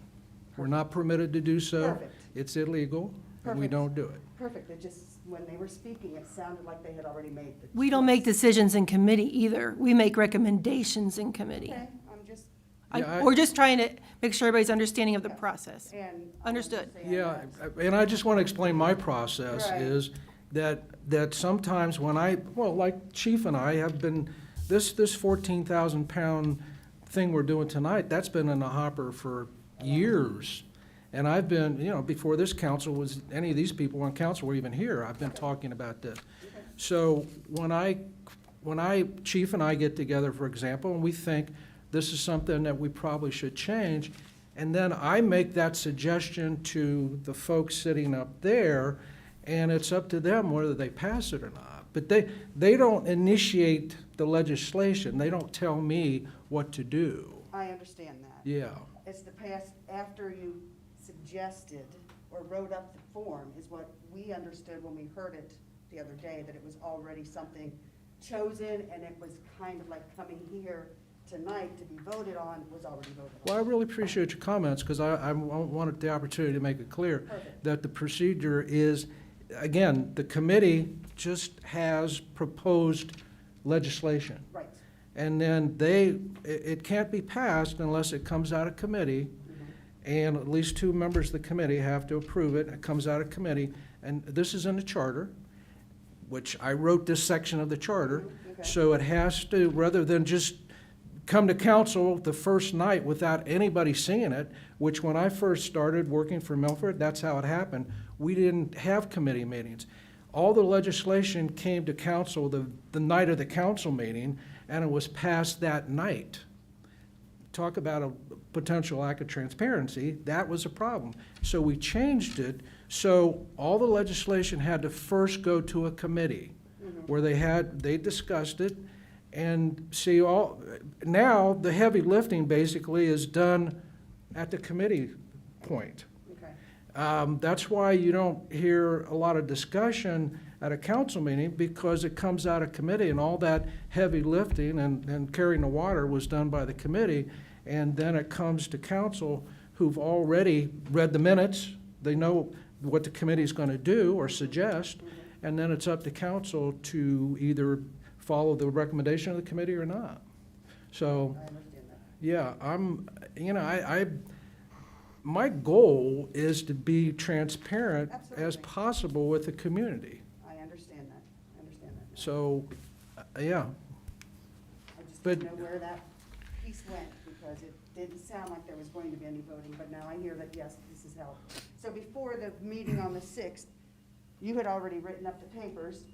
These guys kind of had a chance to talk about it with the public. Then they brought it to tonight. Whatever the decision is going to be made is brought to us tonight. Well, I wasn't at the committee meeting, so I don't know what happened, but I read the minutes, and I assume that's what happened. Okay, that's what it seemed like. Thank you. Mr. Lenahan, good evening. Good evening, Mikes, Jackie. Sir, just please state your name and address for the record. John Lenahan, 5364 South Milford Road, still. Mike, I just want to clarify the confusion. I asked last night what the origin of the amendment was, and it was noted that it came out of an executive session. So I think that's the confusion about the mention of an executive session and what the, pardon me, genesis of the amendment draft and where it came from. That was a comment made by the committee last night. We didn't invent this notion of an executive session. That comment was made publicly. Well, I know we had an executive session. We adjourned the executive session to discuss legal matters, of which was the ordinance regarding the 14,000 pounds. And the updates to exclude buses and school buses? We discussed it. We didn't discuss it. I made my presentation to council. I'm not challenging, I'm just telling you, I think Well, that's I where this understand your confusion question, about but executive again, I want to session make it comes. clear, we don't vote in an executive session. Understood. Council doesn't discuss it in the discussion. I present something to them and they discuss it with me. So we don't vote, we don't take a decision. I get I tell them what I think we should do, and it comes out and goes to the committee, so. Understood. Thanks. Yeah, I don't want you to think, we voted in executive session to do this I because wasn't we don't do suggesting that. I didn't think that. Okay, thank you. Just as a geographic reference for those of you that haven't heard me talk about this, I live at the corner of the bend in South Milford Road. I've got Sem Terrace, the country club, kind of on the border there. So I have, like a front row seat, if you will, unfortunately, to the bus traffic that I'm going to speak about. For the past several years, and I've made some of these comments before to a subset of this group, I've noticed a significant increase in the amount of commercial bus traffic on South Milford and Cleveland, as Tina mentioned. Hundreds of round trips per week, all by Scenic River Canoe, as they're transporting their clients from their location on Round Bottom in Hamilton County to various drop-off points along the Little Miami River. Their route takes them through South Milford neighborhood, despite a restriction on vehicles of this size and a restriction on using the route as a thoroughfare. As we discussed at the March 11th Public Services Committee meeting, there is more than one, but at least one viable alternate route that is legal, that is safer, and that we have acknowledged is only marginally longer in terms of length than their current route cutting through South Milford. We've gone into great depth on this topic already twice at the Public Service Committee meeting on March 11th, and again with the same committee last night on April 5th. But I feel compelled to bring it to the attention of the full council tonight prior to any votes, which my understanding is will require a majority to pass these amendments. So City Council or members of the Public Service Committee, which is comprised of City Council members, have drafted an amendment or had an amendment drafted. The mechanics, I understand you explained, Mike. And this amendment has several parts. One is the 14,000 pound limit. We've talked about that last night, about why those limits perhaps need to be increased as even residential or personal vehicles have gotten bigger. I think we can all attest to that. We've all seen that. And that personal trucks can exceed now 7 tons or 14,000 pounds. The other piece to the amendment, though, is to exclude both school buses and commercial buses, which we've all learned are defined separately in the city's ordinance, to exclude both of those types of vehicles from the restrictions outlined in the ordinance 33902. And I think we would all probably agree, maybe not all of us, most of us would agree that excluding school buses from these restrictions makes sense. But I'm going to note here that school buses using local streets for their purposes of picking up and dropping off students within the city, as my understanding, is already permitted under the ordinance. Hence, there's no need really to exclude school buses in this amendment.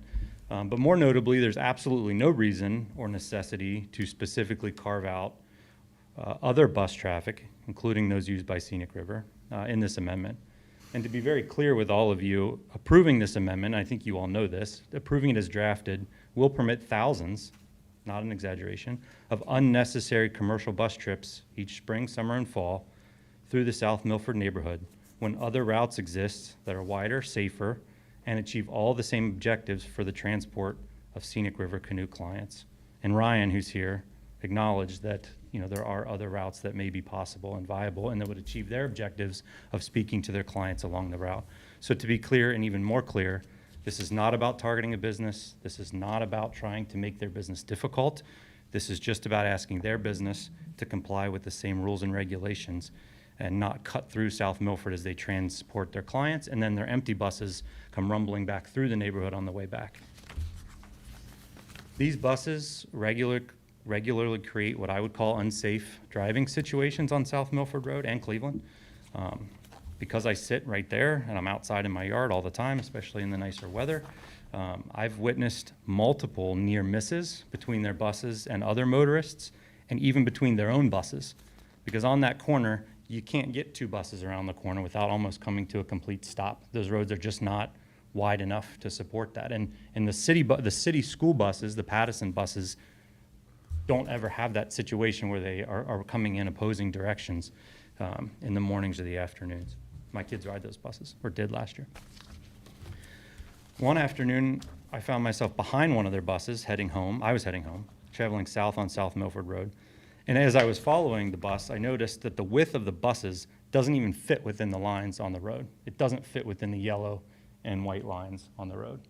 So if you had two buses coming in the opposite direction, someone's got to be outside or way outside those lines every single time, hundreds of times over the weekend. Additionally, they've caused damage to my property by driving over the rock wall that's on the corner because of the inability to have both of them pass through the same time. And I only know about this because I was out in my yard and heard people screaming on the bus as the bus rumbled over this concrete or rock retaining wall that we have on the corner. We were informed at the Public Service Committee meeting on April 5th that there had been, which was last night, that there had been several other incidences with these buses on Cleveland in the past few years. Thankfully, there was only property damage, but given the amount of foot traffic on Cleveland, coupled with the small front lots, it's not out of the realm of possibility to think that a traffic incident, including one or more of these buses, could be catastrophic. As I mentioned in the Public Service Committee meeting last night, I'm really, really struggling, and I'm going to use the word incomprehensible, that our elected council members would approve an amendment to a decades-old ordinance with the explicit knowledge that this amendment is going to allow, basically open the floodgates of commercial bus traffic in the spring, summer, and fall through these small streets that clearly were not designed and are not safe for these large vehicles. If these buses cause an accident or injury in the future as they barely squeeze themselves down the road thousands of times over the course of the season, I want the public record here tonight to be crystal clear that there has been significant opposition to the unnecessity of amending the city's laws in order to permit this type of dangerous and unnecessary traffic. The last thing I want to mention goes back to 2017 and 2018. At the time, Sem Terrace, and Mike, you know this situation is better than anyone, was proposing a development at their property at 5671 South Milford Road. And in the course of various neighborhood meetings, some of which were held in this room here, some were held at Sem Terrace, I spoke publicly in opposition to the development plan that Sem put forward. And I was very vocal about it in those public meetings. What I did not know is that a year or so after that, that decision would come before the Board of Zoning Appeals as it was appealed after the Planning Commission decision. I happened to be sitting on the Board of Zoning Appeals at that time. And because I knew I had made public statements against the development of the Sem Terrace project, I emailed Mike voluntarily, recusing myself from deliberating and voting in that matter, which is unfortunate. The vote clearly went the way that I was not hoping, but I sat off of that meeting to eliminate any perception of conflict of interest. to make sure that, I think, Mike, you mentioned earlier when we were talking about the roads, rivers, and trails situation, that the record was crystal clear. And so in that same vein, Mayor, I would respectfully ask that you recuse yourself from a vote on this matter, because you've demonstrated a personal bias already on March 11th, on numerous occasions at the Public Service Committee meeting, in your statements, both defending Scenic River Canoe and also on multiple occasions dismissing my concerns as unfairly targeting the business. It's ironic tonight that we saw the swearing in of a police officer, which was the first time I had seen that, and I'm glad that I got to be here for it. We heard the oath of office, and part of that oath is impartiality and fulfilling the obligations to the city. And unfortunately, I think you've shown us that in this matter specifically, you're not impartial. You have a horse in this race. So with that, I'll close my statements. Thank you. Thank you for your comments. Anybody else?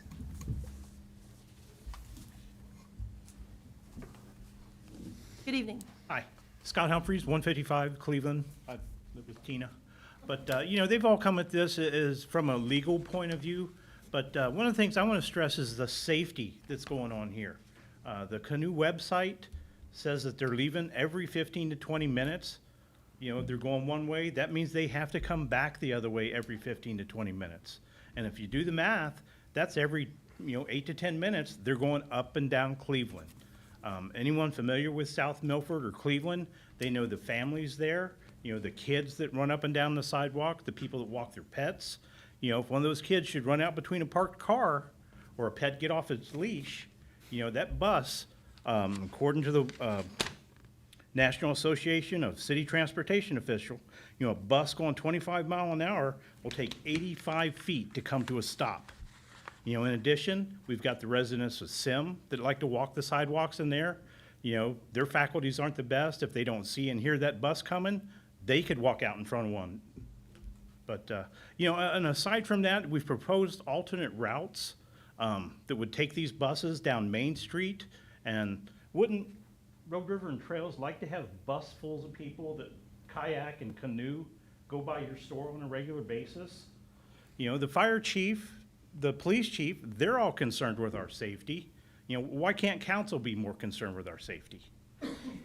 Thank you. Thank you. Anybody else?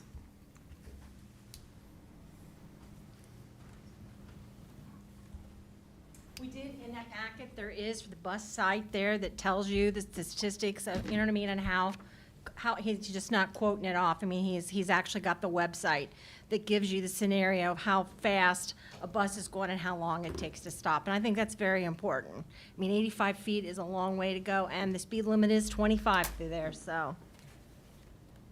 Thank you. One more thing. Mr. Humphreys? I'm sorry. I know there's probably, is there a canoe representative here? We have absolutely no problem with your business. Everyone here loves a trip down below Miami in a canoe or kayak. We're not trying to ban you from Milford or run you out of town or anything like that. We're just asking for an alternate route that doesn't put everyone on that street safety at risk. Thanks. I can appreciate that. Mr. Merkel, would you like to come up? Sure. Good evening. Hello, Ryan Merkel with Scenic River Canoe.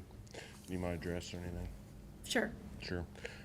Work address 4575 Mount Carmel Road, home address 606, I can't even think. Got me in a panic here. 6027 Stirrup Road, Cincinnati. I appreciate everybody's concern about that, and I want to be as helpful as possible too. I did trial out those alternate routes that Kim, you had proposed a couple.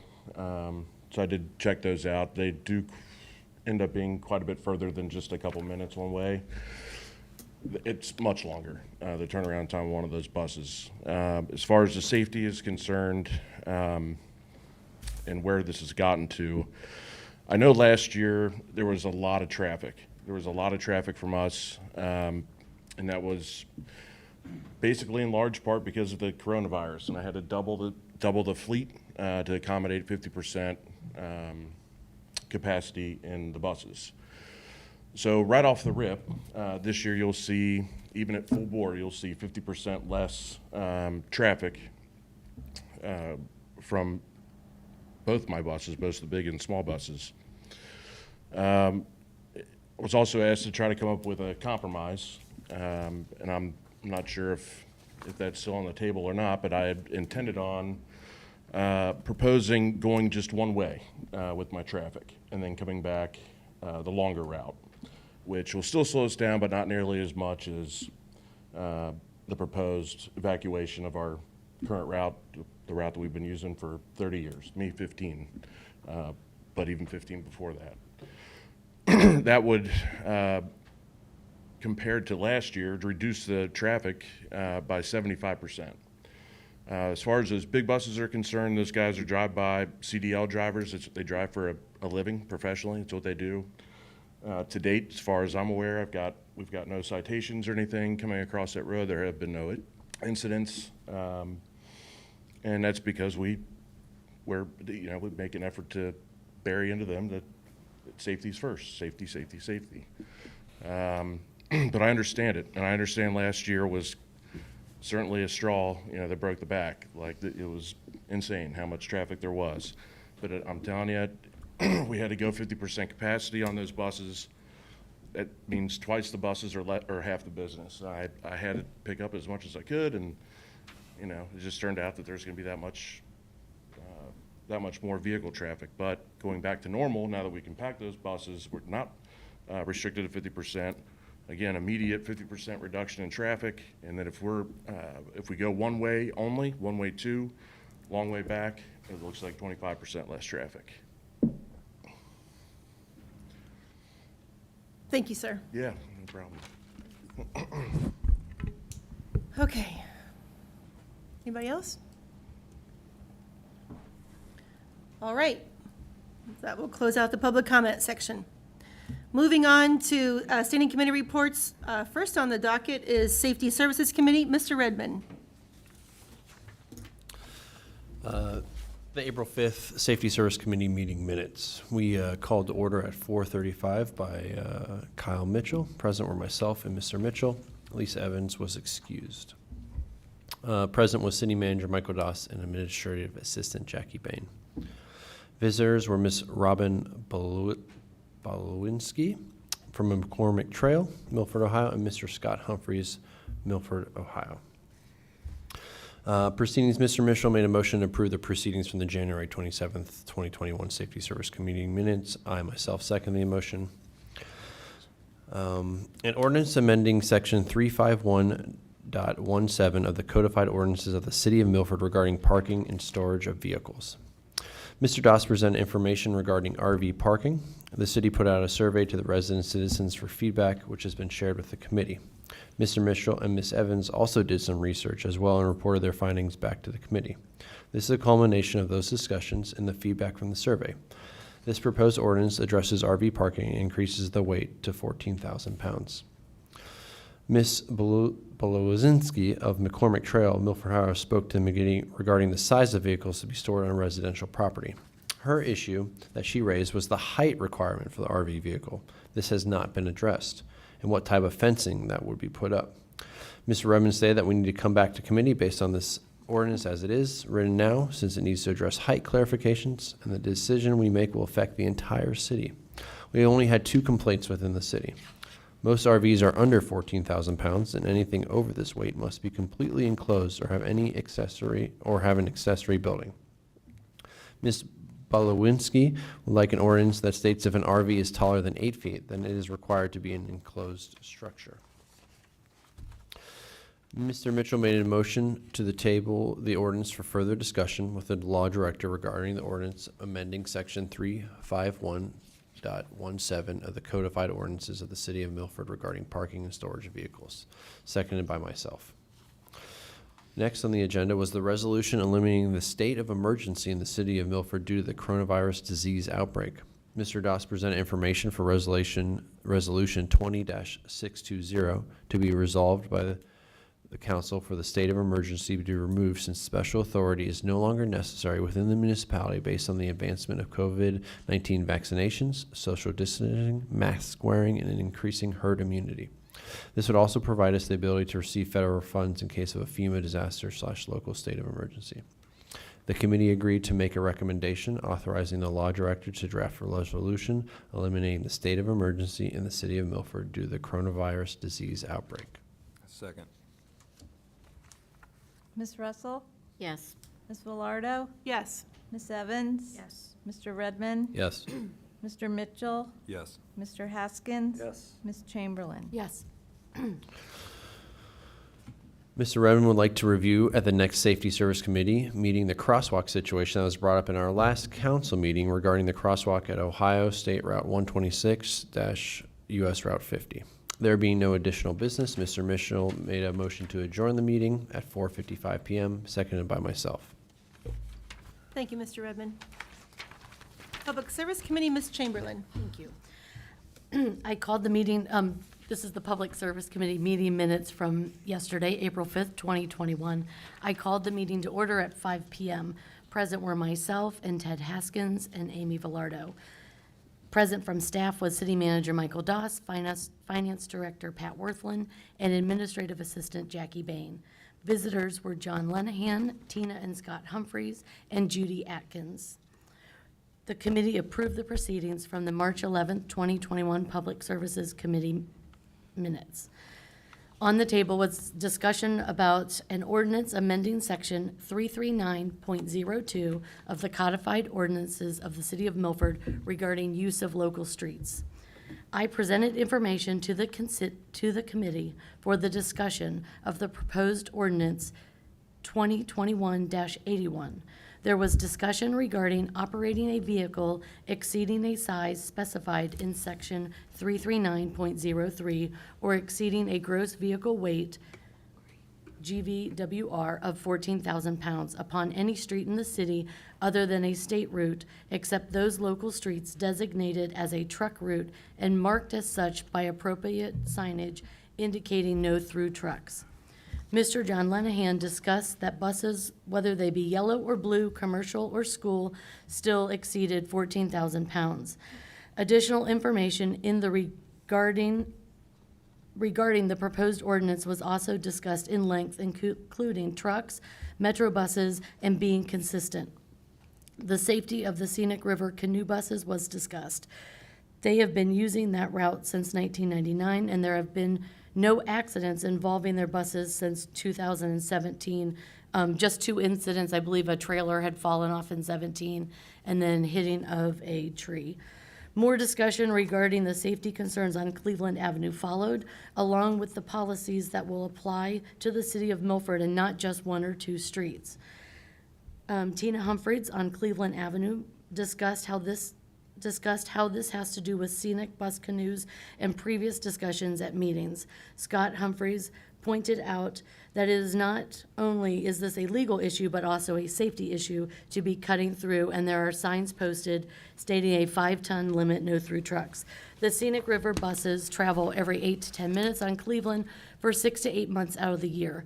The alternate route through Chamber Drive was discussed.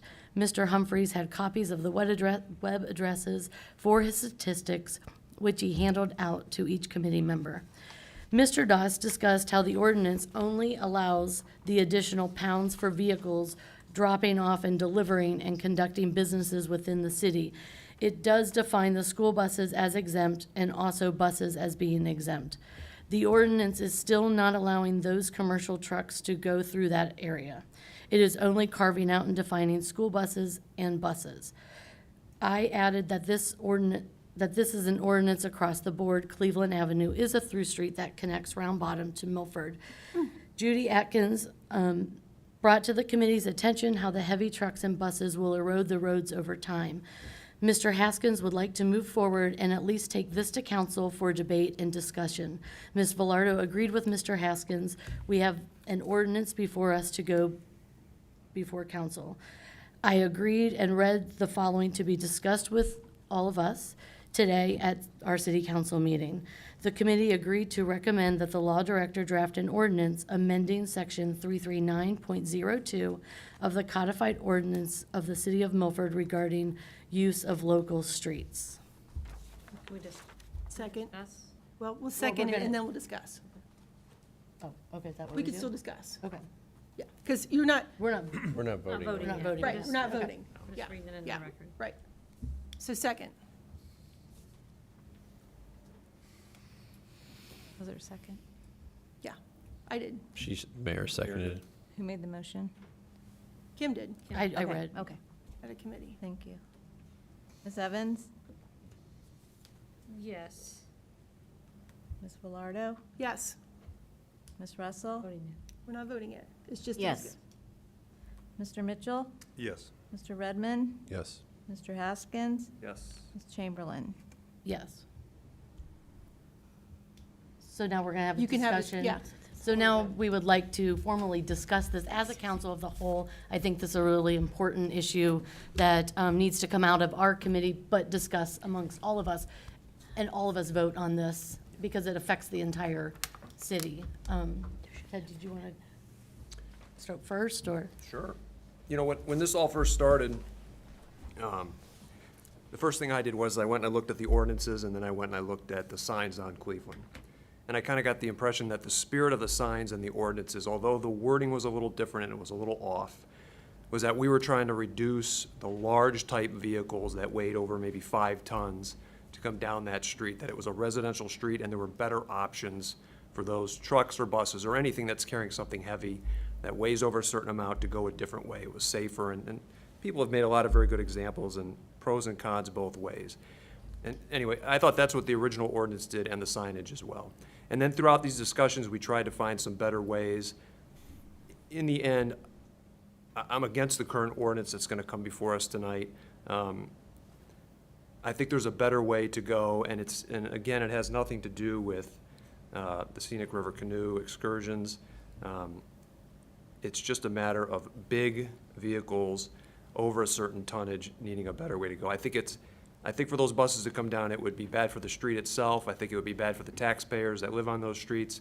I think it'd be bad for South Milford. And I think there's just better options moving forward. That's my opinion.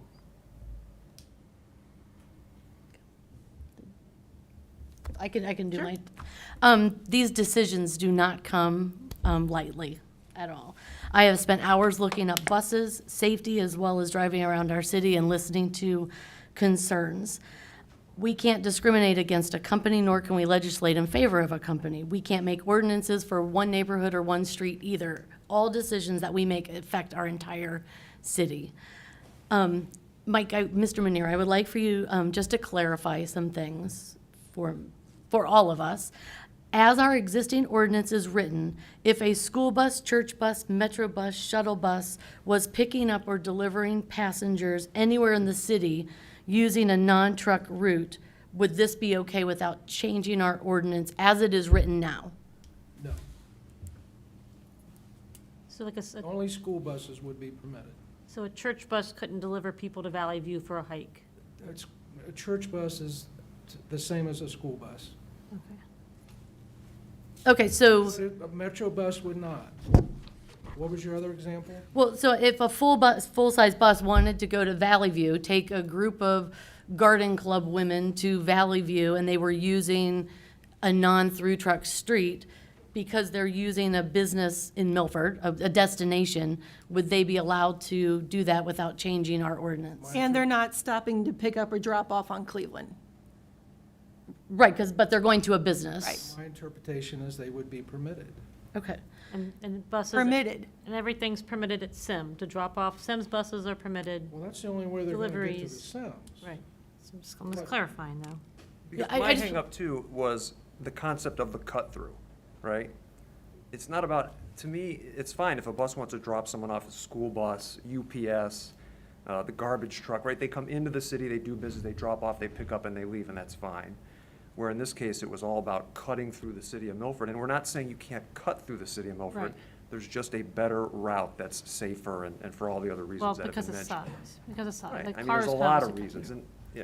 Anyway. So if if the Scenic River would decide again to do short trips, where they drop people off at Terrell Park to do the short trip down the river, under our current ordinance, they would be allowed to do that because they're doing business in the city. Is that correct? You mean to cut through Cleveland? Yes. Under the current ordinance, they would not. That's why we're changing it. Well, but if we just If they're- change the weight limit and not permit, I don't know. I'm confused. Because part of our issue was they're cutting through the city and not doing business in the city. But if they run routes again out of Terrell Park, would they be allowed to come down Cleveland to drop people off at Terrell Park? Which is in the city. Which is in the city. There's a difference between using Cleveland, Mound, or Laurel, well, not Laurel necessarily, but Mound and Cleveland are gonna get the majority of that kind of traffic. Mound Street is gonna handle the traffic of people going to the SEM. Correct. SEM Laurel. The other SEMs, Cleveland Avenue is gonna get that traffic. Right. That's why it wasn't clear to me, because I was always coming up with, to having to interpret the ordinance as it existed before.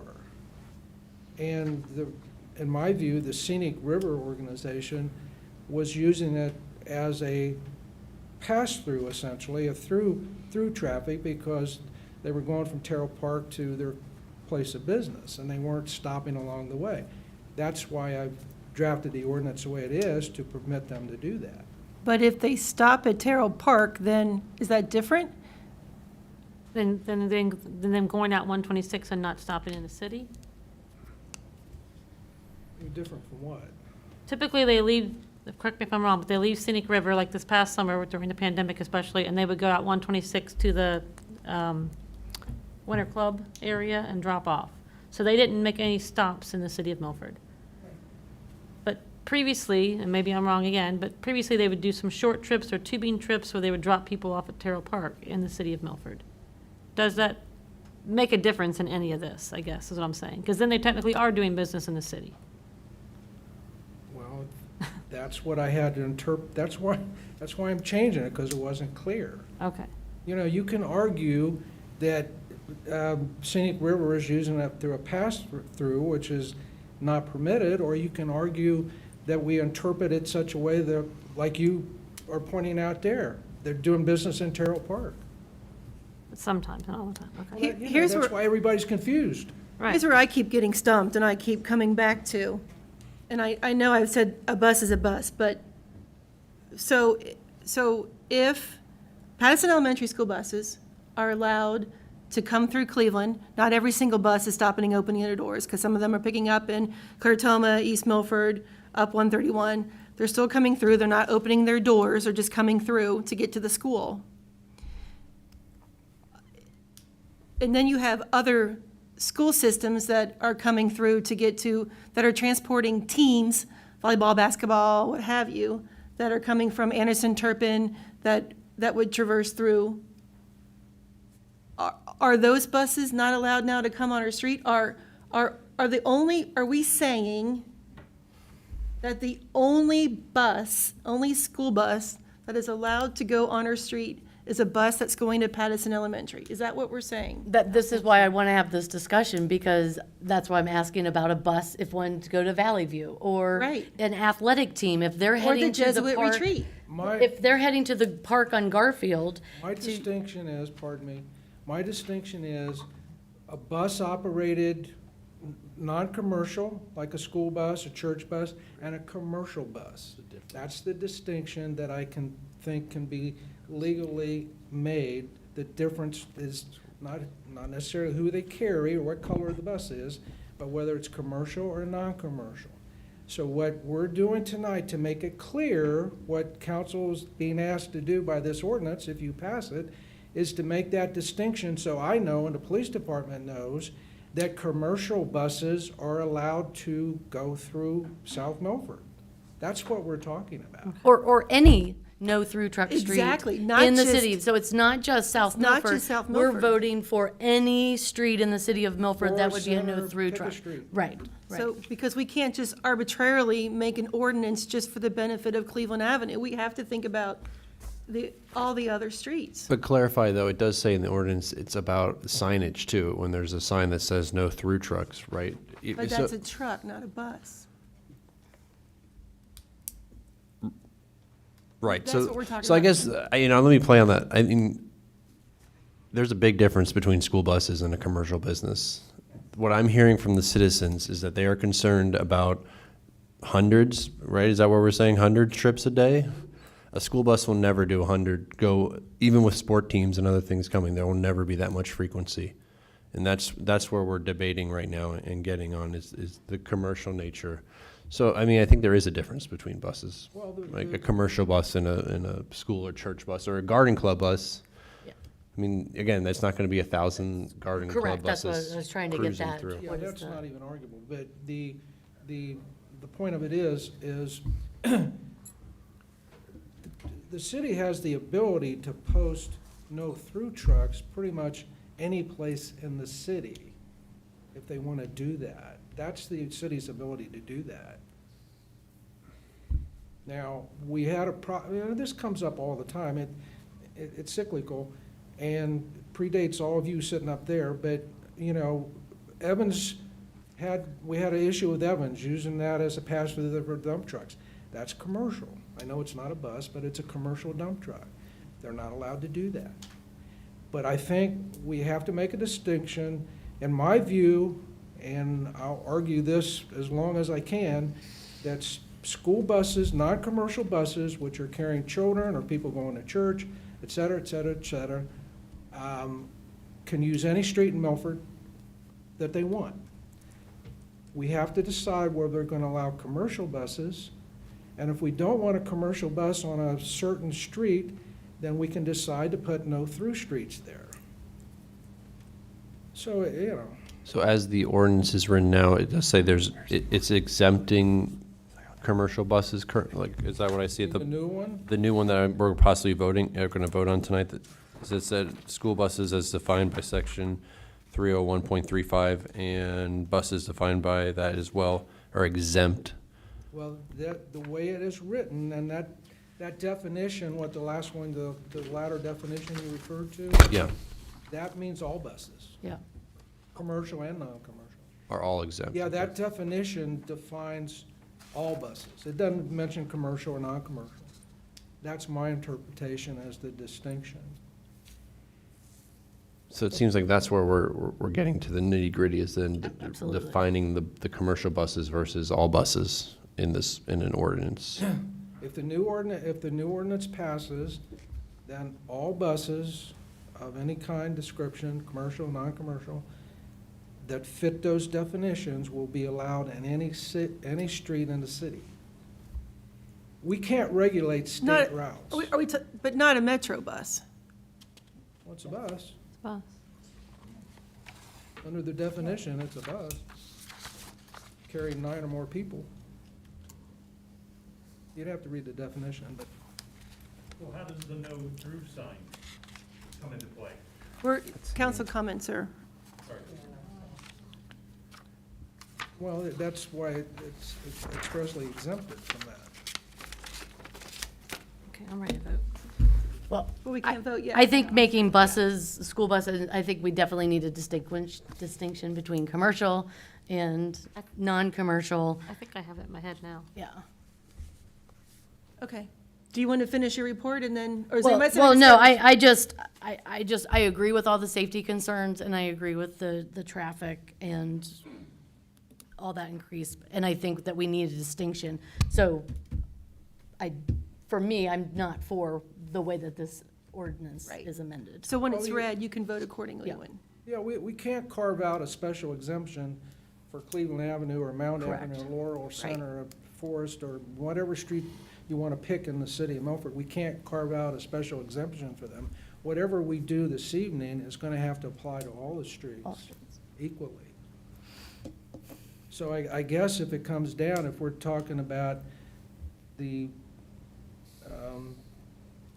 narrowing it down to the nitty-gritty as to what kind of buses we're going to allow and what kind of buses we're not. Yeah, I think we need to further separate out commercial buses from other buses. That's how I feel. I'm, yeah, I'll wait to vote, I guess.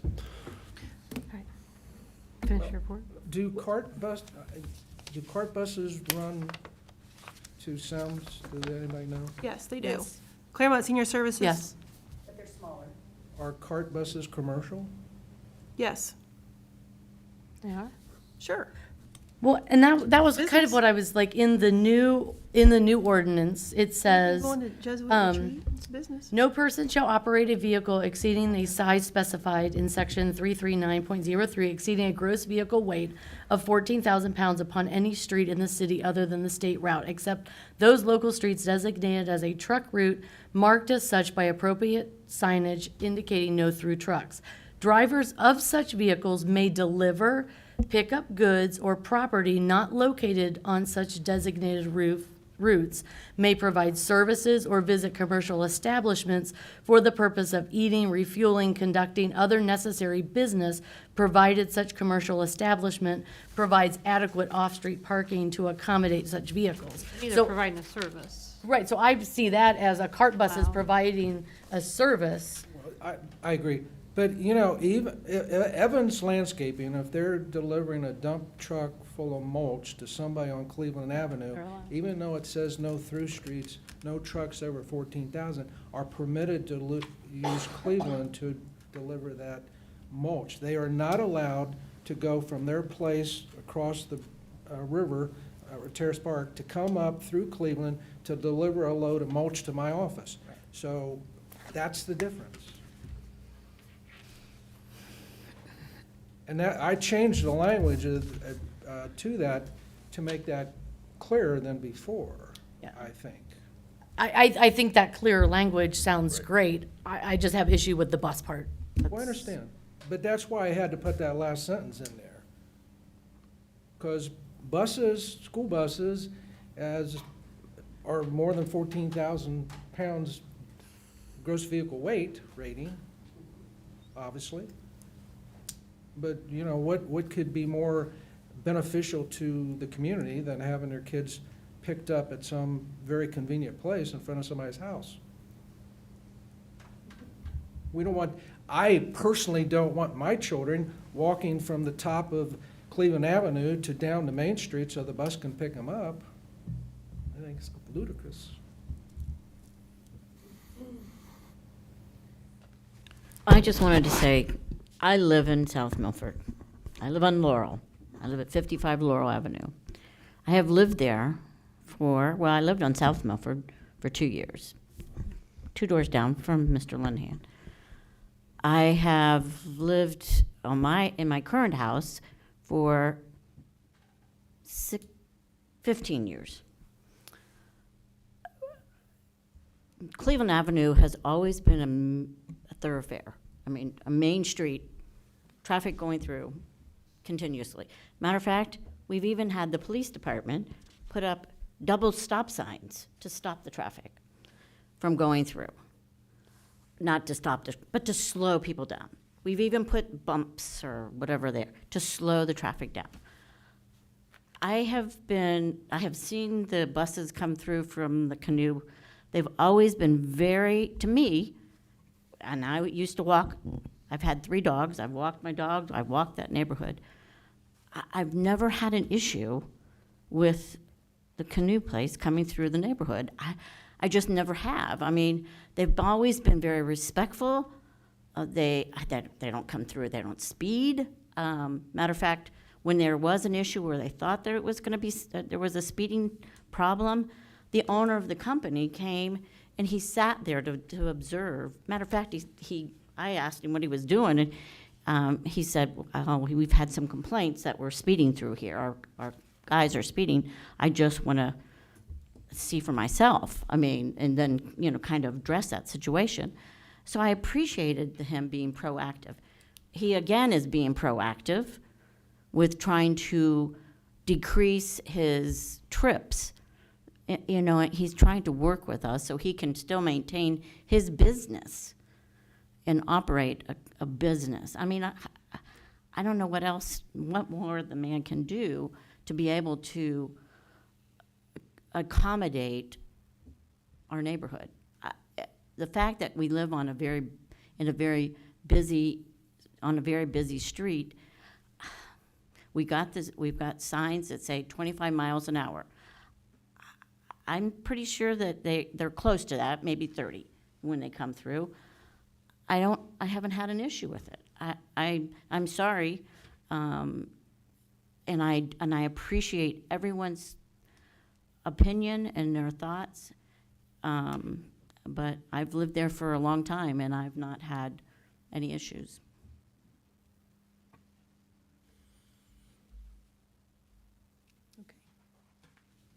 You want to finish? Continue my report? Yeah. Thank you, Sandy. Mr. Doss brought to the committee's attention how the High Street Storm project will have to go out for bid. His intention is to speak to Mr. Ditchin and where we go from there as far as any cost sharing. This project will exceed $40,000. I spoke about Miss Rebecca Geiger, who just gave us, the city, a plug on WVXU 91.7 for all that we have done to make pedestrian crossings safe in the city. There being no further business, the meeting adjourned at 5:42 with a motion from Mr. Haskins, seconded by Ms. Velardo, and we all agreed. Thank you, Mrs. Chamberlain. Okay, that takes us to City Manager Report. Mr. Doss. Thank you, Mayor. Just a few items to update you. As we turn the calendar to April, things are really amping up for the city. I do not have any committee meetings scheduled at this time, but I do anticipate all of our committee meetings actually will be meeting next week as we prepare for all of our projects for this year, and we actually start to prepare for some of the projects for next year as well. We'll have conversations through those committees with appropriate legislation. But I do want to let the community know and council know that just an update on the American Rescue Act funds that were recently passed and signed into law. According to the National League of Cities, Milford is expected to receive approximately $1.34 million in funds. These funds can be used for infrastructure improvements like water and sewer.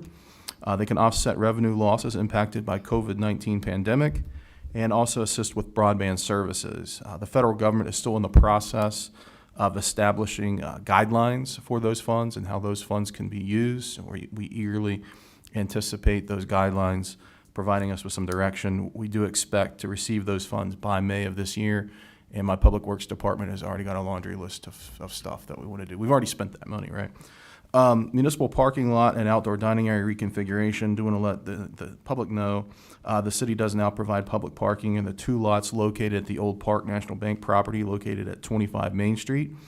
Feel free to use that space for public parking for any of your downtown business needs, shopping, restaurants. The outdoor dining area has been reconfigured and relocated between both of those 2 parking lot areas. It's a little different. So in order to maximize the parking, we've moved and transitioned the outdoor dining area in that area, and it's present today if you want to take a look at it.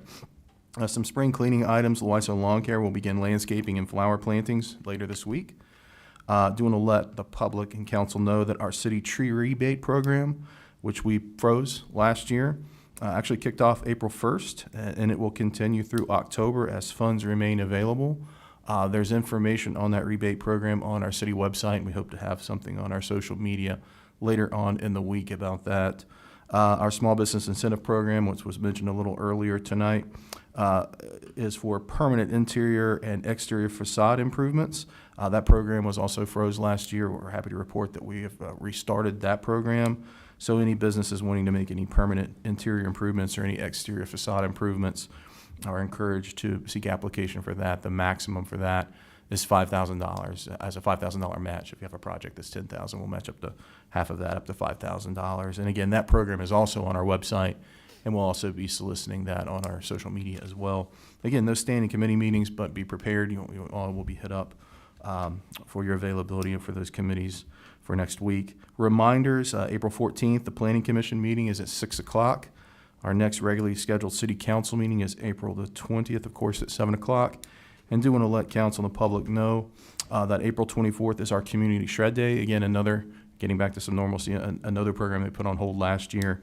We're kicking back up this year. And that Community Shred Day, again, is April 24th here at the city parking lot from 10 a.m. to 1 p.m. That's a Saturday. Thank you, Mr. Doss. Thank you. Police Department, Chief Mills. Thank you, Mayor. Good evening, Council. You do have my March monthly report, but I'll touch on some of the highlights. In terms of training, all sworn members reviewed our use of force directives and passed a proficiency test. They also qualified on our authorized firearms during the month. Officer Mel began the supervisor training education program. I think I mentioned that last council meeting. That's a 3-month program, 1 week a month residential. Officers Yuri, Wilson, and Dennis completed an 8-hour course on legal updates and tactics. Detective Kenny attended a training on crime scene investigation and recreation. Officer Williams, the new officer we swore in tonight, completed his new officer orientation and has been assigned to a 12-week field training program. Officer Dennis attended her monthly dive team training. Officer Yuri attended his monthly special response team training. Officer Bogan attended an 8-hour course on peer support, and I attended an 8-hour course on resiliency skills for leaders. One notable occurrence I'd like to mention, Acting Sergeant West took a theft by deception report where the victim was scammed out of $2,400 in Best Buy gift cards. She thought she was buying a vehicle from someone on an Air Force base. I just want to remind our residents, if it sounds too good to be true, it is. Don't ever buy vehicles with gift cards or anything like that. And please call us before you send money, because usually once you send it, there's not much we can do. I think we were able to get about $500 of this back. And Acting Sergeant West really worked hard to try to make this right, but that's all he was able to do. These people that pull these scams off know what they're doing. They make it very difficult for us to catch them. Some community relations items. Sergeant Lane attended the monthly Kiwanis Club meeting and discussed our local outreach initiatives for 2021, which are ramping back up. His squad 4 that is, provided a homeless patron at Kroger's with restitution for food items they consumed after suffering a diabetic emergency. They also provided that person with a meal and reached out to family to get them the help they needed. That same squad also assisted 2 homeless individuals with transportation to a hotel in Anderson Township. I completed my 6-week undivided course. I highly recommend that to anyone that has the opportunity to participate in that.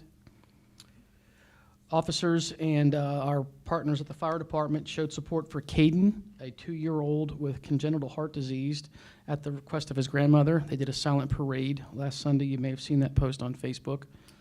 MART had 2 shifts, and we have started planning for National Night Out and the Junior Police Academy. That concludes my report. Sounds good. Thank you, Chief. Fire and EMS, Chief Baird.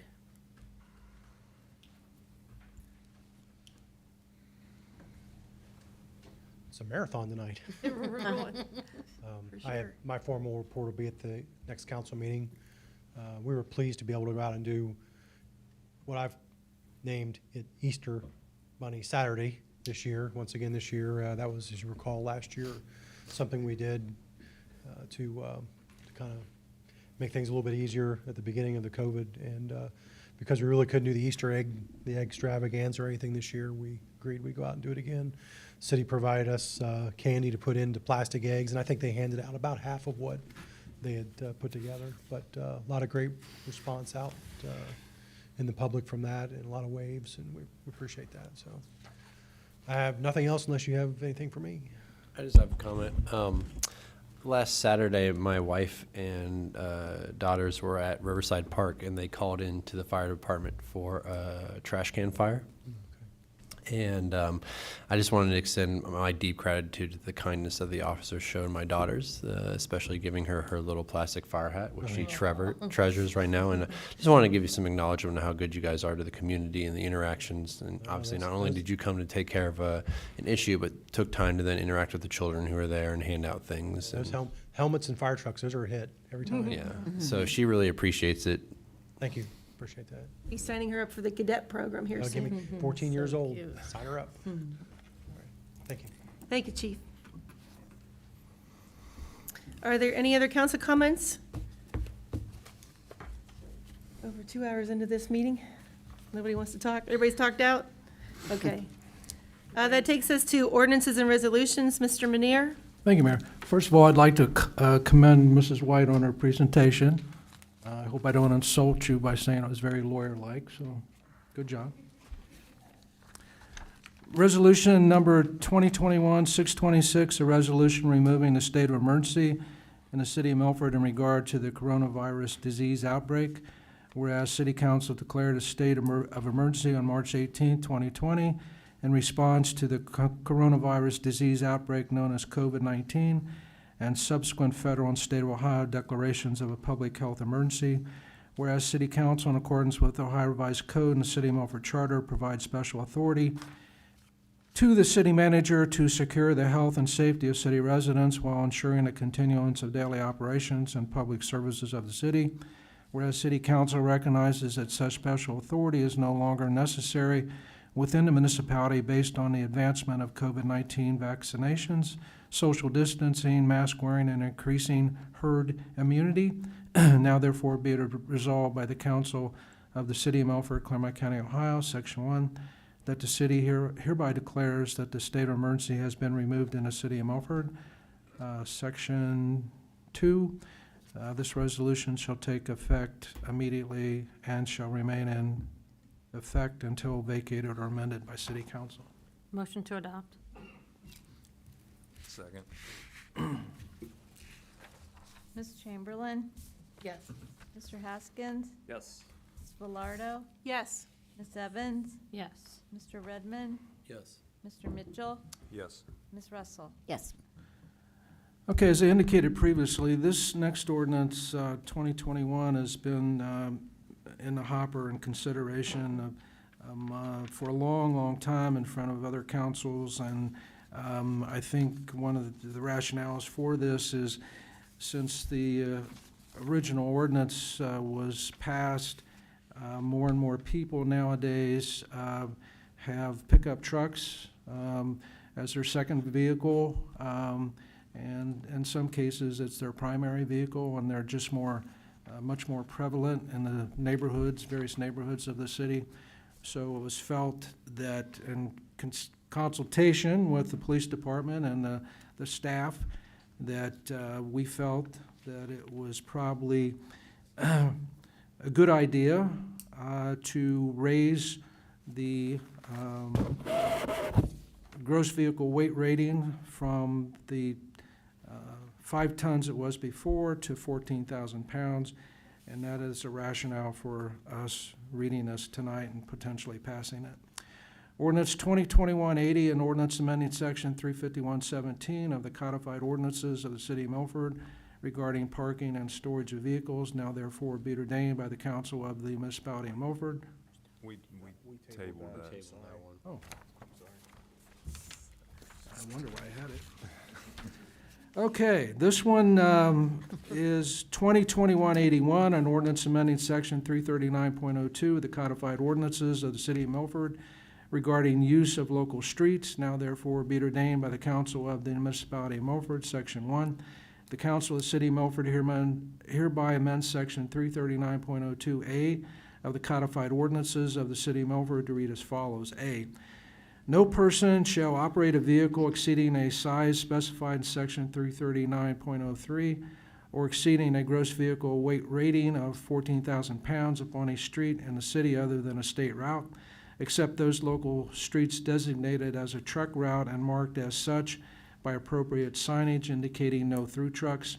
Drivers of such vehicles may deliver and pick up goods or property not located on such designated routes, may provide services or visit commercial establishments for the purpose of eating, refueling, or conducting other necessary business, provided such commercial establishment provides adequate off-street parking to accommodate such vehicles, and provided such vehicles are only operated in a reasonable way between the designated route and the place of delivery, pickup, service, or such commercial establishment, or as otherwise directed by a police officer.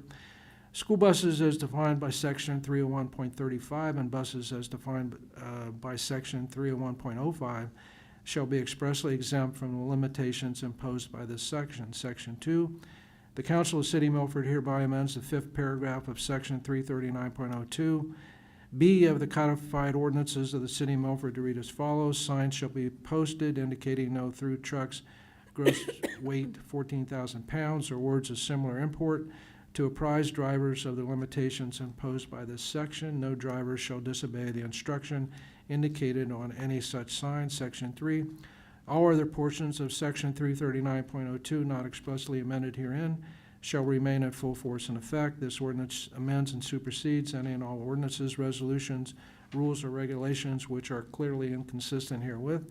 Section 4 pursuant to, in accordance with Section 12.05 of the Milford City Charter, this ordinance shall become effective immediately upon its passage by City Council. Move to suspend the rules and read by title only. Second. Ms. Russell? Yes. Mr. Redmond? Are we voting right now? We're just voting to read it Read by title only. Okay, so this is the official vote, so yes, we can read by title only. Ms. Chamberlain? Yes. Mr. Haskins? Yes. Mr. Mitchell? Yes. Ms. Evans? Yes. Ms. Velardo? Yes. Ordinance 2021-81, an ordinance amending Section 339.02 of the codified ordinances of the City of Milford regarding use of local streets. Ms. Evans? You got a motion to adopt? Motion. And a second. Motion to adopt. Second. Ms. Evans? Oh, why'd you have to call on me first? No.